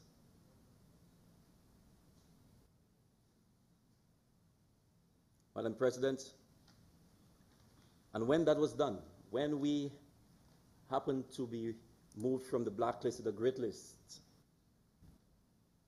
the opposition leader came out in the media and said he wished us well. How could you wish us well when you were more or less in jubilation at first? We said we were not the reason for that blacklisting. We said that we'll work hard to get us out of this blacklist. And they kept blaming the current administration. And when we moved from the blacklist to the gray list, you are saying you wish us well? Hypocrisy, Madam President. I don't believe it's an opposition that wishes this government well, because it's an opposition that is hell-bent on creating chaos, anarchy. It's an opposition that attacks this government from every angle. A government, Madam President, that is trying its best to bring jobs to this country through foreign investors. And the latest we heard it, Madam President, that the DSH project will be challenged in the courts by the member for Beaufort South. Here we are, Madam President. We have said that the South have suffered for too long. This administration, Madam President, is on the verge of creating a new frontier in the South. On the verge, Madam President, of bringing prosperity to the people of the South. Madam President, this administration is on the verge of reducing the level of poverty in Beaufort, Labrie, and its surroundings. And here it is, Madam President. You have the MP for Beaufort South, former Prime Minister of this country, saying that he will do whatever it takes to stop the project. Is this an MP who cares? Is this a government that cares about the people of this country? At every angle, Madam President, I'm saying at every angle, they attack this administration. The report card came out, Madam President. It came out, showing clearly that the policies of this government is working. But you know, Madam President, they are trying to create doubt in the minds of the people to the extent where, as I said earlier, they go at all angles, Madam President, to undermine this government. And now they are criticizing the work of the statisticians, the report prepared by the Ministry of Finance and the various departments, discrediting the numbers, the statistics, all because the numbers are pointing and showing that this government is working and improving the economy for the people of this country. It's an opposition, Madam President, that is hell-bent, and they have said it, that there will be no peace. No peace at all, Madam President. But I will say to you tonight, Madam President, and to the nation, but we as a government, and we are focused. We are focused. We were given a mandate, Madam President, and we will deliver. And we are delivering. The people of this country gave this government 5 years. And June 6th of this year will be 2 years. 2 years. And you believe, Madam President, that we have been here for 5 years because they are asking us to do everything that they didn't do for 5 years. And not even 5 years, Madam President, because there were certain things they didn't do in the last 15 years as running the affairs of this country, but they want us to do it in 2 years. In fact, they had asked us to do a lot of stuff in 100 days. 100 days. Madam President, Senator Ferdinand said that the CIP, when being administered, or when it was administered by the former administration, there wasn't a sale of passports. I don't know how true that is, Madam President. I don't know how true that is. Because when I look at the 2016-2017 actual collection of passports in terms of revenue, we had like $6 million. Whether or not they were sold when we came in June or before, that's something needs to be investigated. But Madam President, the news that came out about our CIP program, of course, is not welcome news. It's not. But I must say to you, Madam President, that I welcome the oversight, the scrutiny of our CIP program. That's very important because we know that the bigger world is watching over us. It's watching what's going on with our CIP program. That's a good thing. Very good thing. And that's why, Madam President, the Prime Minister highly criticized the structure of the previous administration, or the legislation, I should say, of the previous legislation. And while the previous administration was focusing on the price of a passport, we, as a government, we believe the focus should be on due diligence. And Madam President, when we lower the price to $100,000 per passport per individual, the outcry at the time was, we'll be attracting criminals. That was a cry. We'll be attracting criminals. There is something fundamental about the statement and that thinking, Madam President. Very fundamental.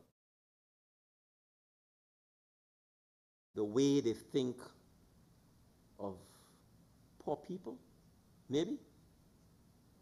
That people who can afford low-price items are criminals.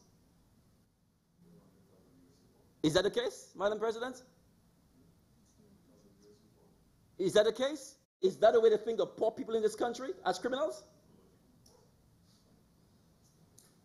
The price of the passport has absolutely nothing to do with the attraction or attracting criminals to our shores. It has to do with the due diligence. Very important. We want to maintain the integrity of this program. And that's why, Madam President, we set a budget of $43 million last fiscal year, $43 million in terms of CIP revenues. $43 million. March 29th rather, the board of the CIP met, and they approved a record 44 applications. A record 44 applications.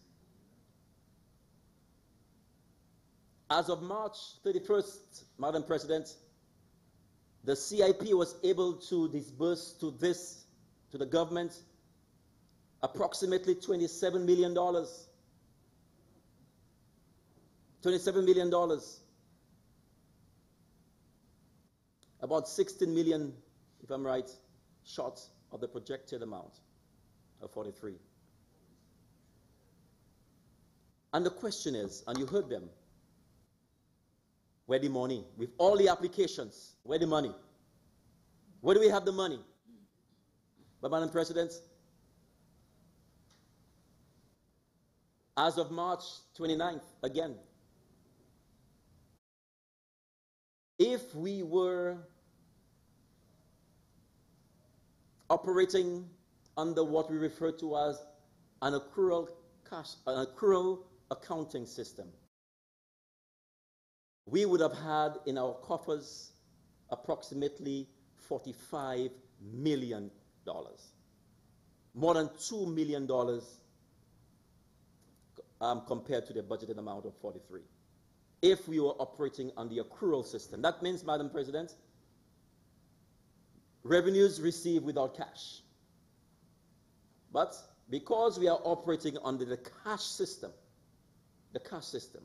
of accounting, we have recorded in the coffers of the government $27 million.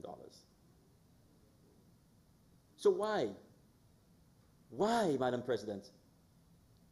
Because, as I said earlier, we receive applications, and because of the due diligence that's required,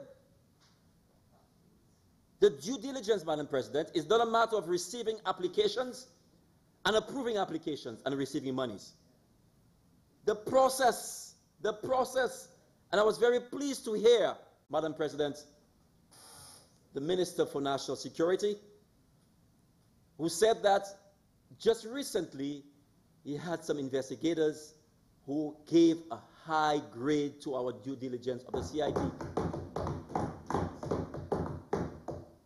And if not the best in the Caribbean. So, Madam President, it came by a little surprise when I read the news. I read the news. And typically, Madam President, that when such reports are written, you tend to have consultation with the authorities before you actually make these pronouncements.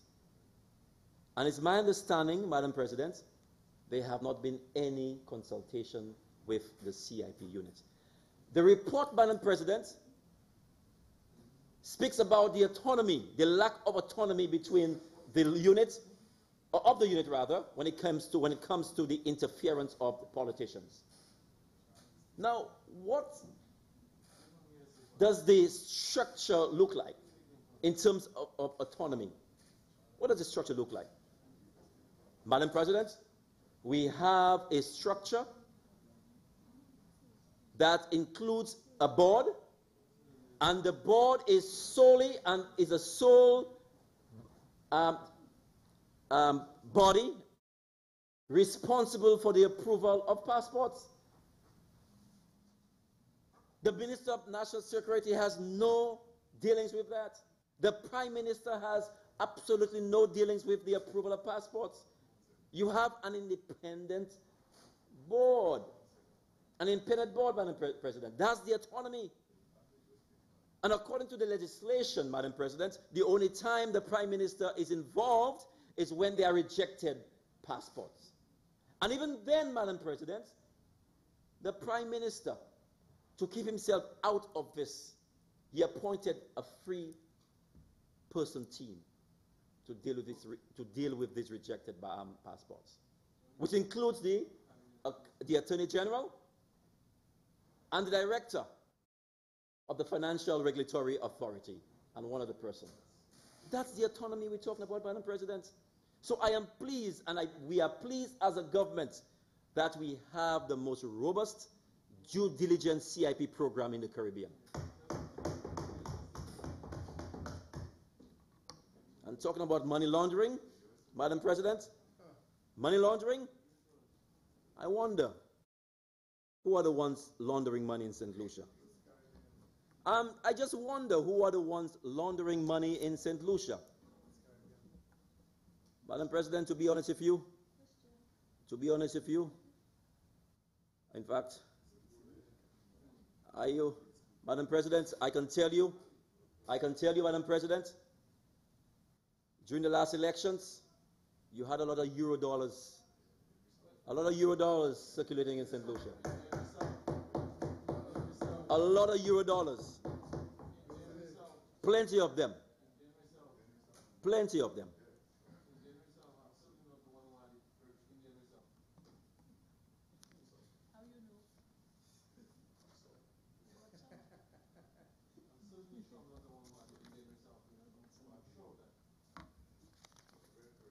I shall continue, Madam President. Madam President, Senator Joachim Henry spoke of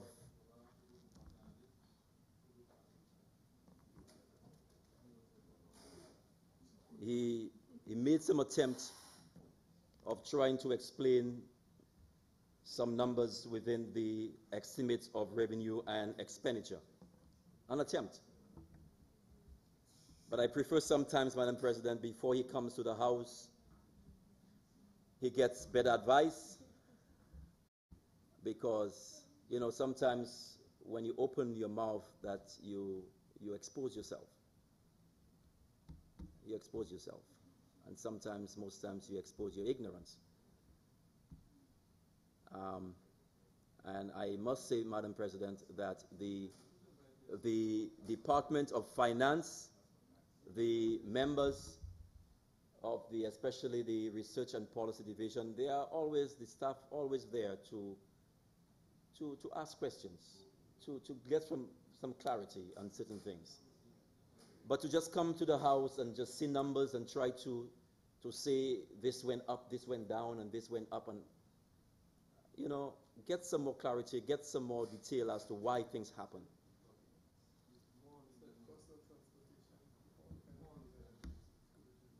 You know, Madam President, you know, he made a statement also that, anyway, I will not go there. I will not go there. I won't go there. Sometimes when you follow, anyway.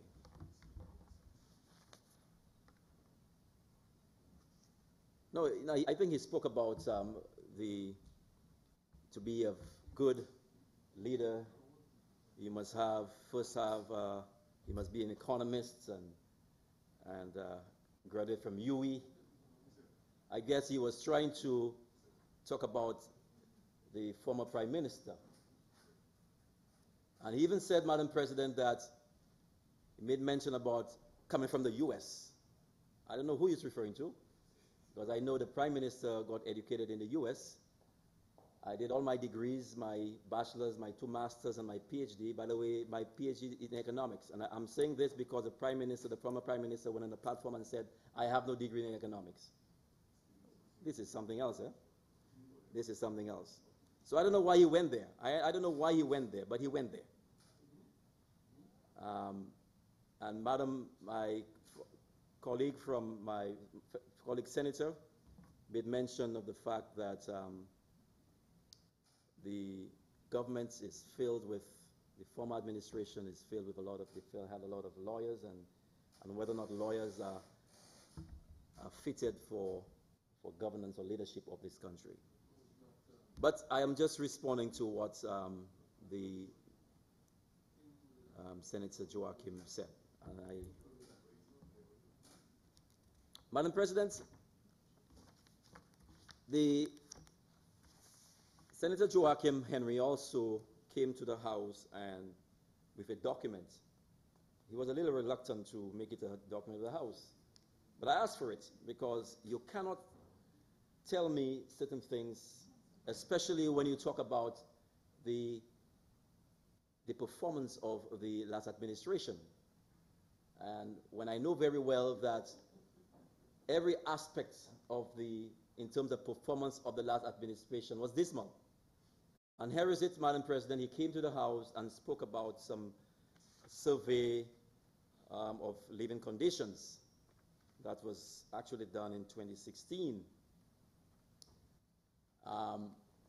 And stated that under the Labour Party, you had a reduction in poverty.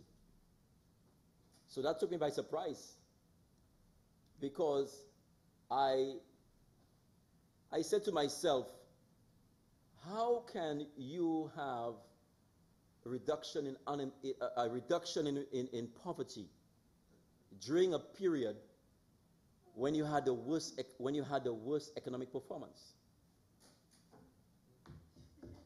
When you had increased unemployment, you had 3 years of negative growth, you had high debt, and you were saying that it was during that time you had a reduction in poverty? So I asked for the document, Madam President, and looking at page 8, it says here, the headcount poverty level fell during the 10-year period 2006 and 2016 from 28.8% to 25.0%. From 2016, 10-year period. From 2006 to 2016, there was a drop in the poverty from 28.8% to 25%. But he is claiming that the drop is because of the Labour Party. Madam President, in 2006,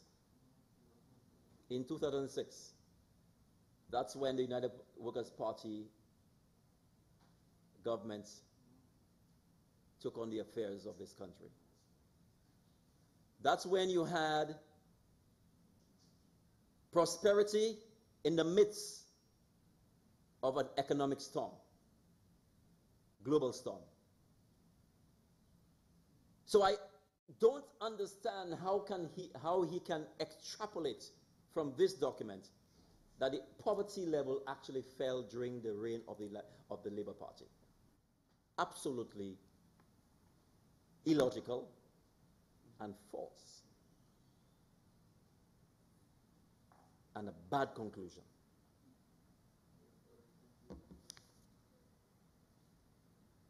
Madam President, like the lower house, there seemed to be a fixation on consultancy, a fixation.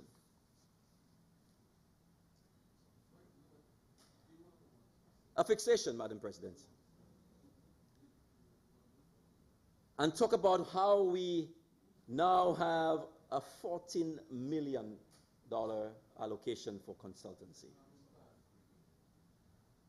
And the member referred us, Madam President, to the estimates of revenue expenditure, Roman numeral XIV, which I believe is 14, and defines what professional consultancy services are. Legal assistance, engineering consultancy, commissions of inquiry, arbitration tribunals, wages and councils. But he seems to be fixated on commissions of inquiry. But, Madam President, what the member doesn't understand, that these are definitions. These are definitions, and they are not indicative of policies of the government. These are not policies of the government. If we have to carry on an investigation, if we have to carry on a commission of inquiry, we would tell the public. This is the same document, this is the same nomenclature that was used by the previous administration. So this is not new. It's not new. So there seems to be, Madam President, a fear, some kind of fear when it comes to investigation, because seems to be a fear. I don't know why the opposition is afraid of investigations. They should be real happy with investigations, because, Madam President, you would recall that a member in the lower house, a member of cabinet, was secretly being investigated, and $3 million was spent, Madam President, to investigate the member. And today, we don't have a report in the House. So investigations, Madam President, seems to be a word that the opposition seems to be fearful of. You know, the opposition, Madam President, you know, maybe furious, a furious opposition, a fearful opposition, and a failed opposition. The three F's. They like F's, right? They like F's. The fearful opposition, the furious opposition, and the failed opposition. Madam President,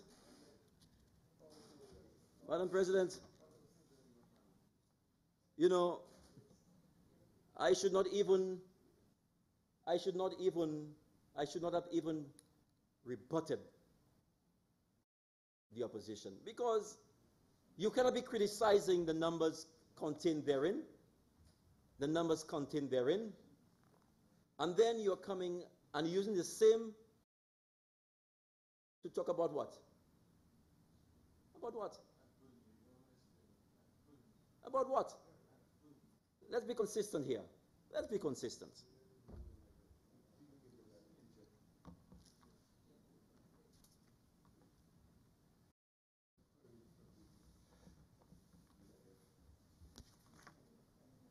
Madam President, I will continue.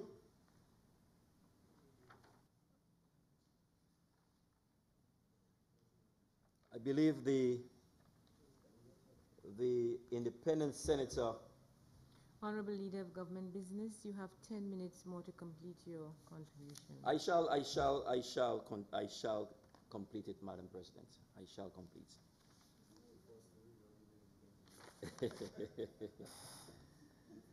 Madam President, there is a lot to talk about, a lot more to talk about, and I'm guided by the limitation of my time here.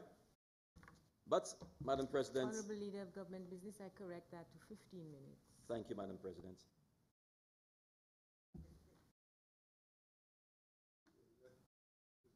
Madam President, while I was able to speak of the performance of the government in almost every aspect of the word, when we look at the macroeconomic indicators, GDP, inflation, unemployment, and when I look at our fiscal position, Madam President, I have attempted to explain to the public of our performance, even in that area, our fiscal management, the fiscal management of our resources. We saw improvements in our current revenues. But, Madam President, I want to be very, very clear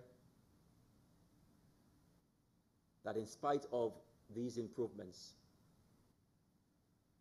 we have not arrived yet. We haven't arrived as yet. My team here, the Cabinet of Ministers, we are on a journey. We are on a journey. We are seeing in the horizon a glimmer of hope. We look in the distance. The horizon is very inviting, Madam President, very encouraging. Because, Madam President, we left the shores of this country, we left the shores of a broken system, a broken economy, a broken judicial system, a broken educational system, a broken healthcare system. And we promised the people of this country, Madam President, a new St. Lucia. We are traveling on that boat. We are traveling to this, Madam President, new horizon. There are naysayers. There are doubters.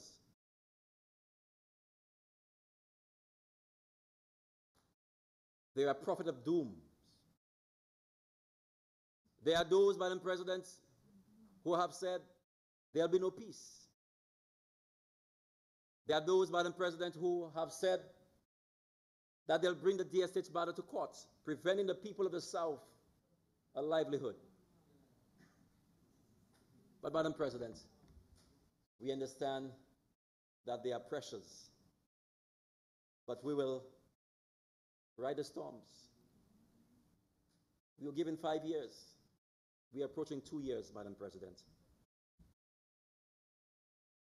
I meet with my cabinet colleagues every Monday. We share our dreams. We share our pains. We share our successes. But one thing I can say to you, Madam President, all of my team members, we are resolute. We are focused. We understand, Madam President, the mandate given to us by the people of St. Lucia. And we will not rest. We will not sleep, Madam President. We will not. But, Madam President, while we can sing glory, hallelujah, but we understand there's a weight of debt on this country. A weight of wages and salaries on this country. A weight of health care. A weight of education. A weight of the judicial system. These are pressures on us, Madam President. But we understand we cannot capitulate. We cannot. And we are focused. We're not there yet, Madam President, but we are getting there. And we shall get there someday. Thank you.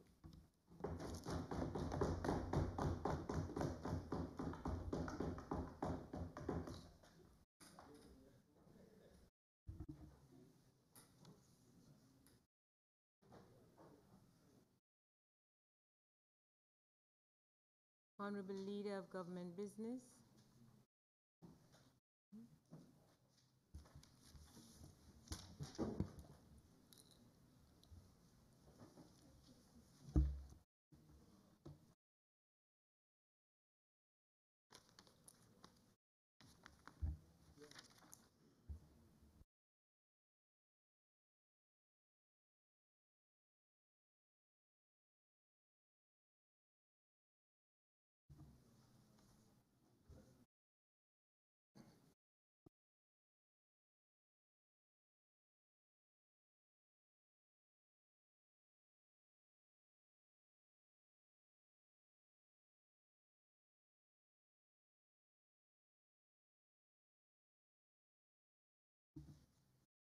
Honorable Senators, the question is that the Appropriation 2018-2019 bill be read a third time and passed.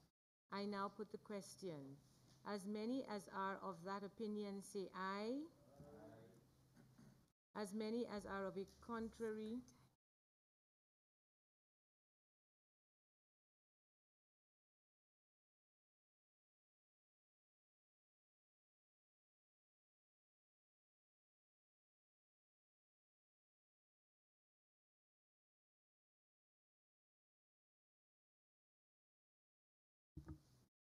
Correction. Honorable Senators, the question is that the Appropriation 2018-2019 bill be read a second time. I now put the question.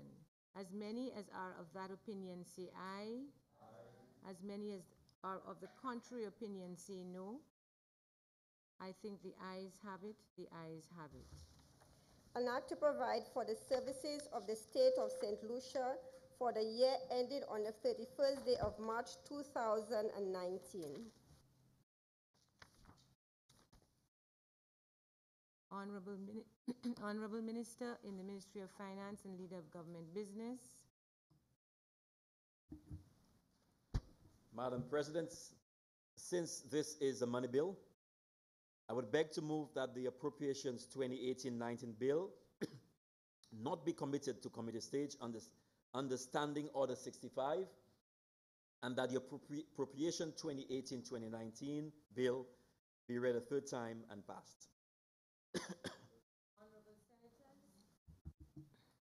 Honorable Senators, the question is that the Appropriation 2018-2019 bill be read a third time and passed. I now put the question. As many as are of that opinion say aye. As many as are of a contrary opinion say no. I think the ayes have it. The ayes have it. Be it enacted by the Queen's Most Excellent Majesty, by and with the advice and consent of the House of Assembly and the Senate of St. Lucia, and by the authority of the same as follows. This act may be cited as the Appropriation Act 2018-2019. Honorable Leader of Government Business. Madam President, I move that the Senate stand adjourned, sine die. Honorable Senators, the question is that this Senate do stand adjourned, sine die. I now put the question. As many as are of that opinion say aye. Aye. As many as are of a contrary opinion say no. I think the ayes have it. The ayes have it. Sitting adjourned. All right.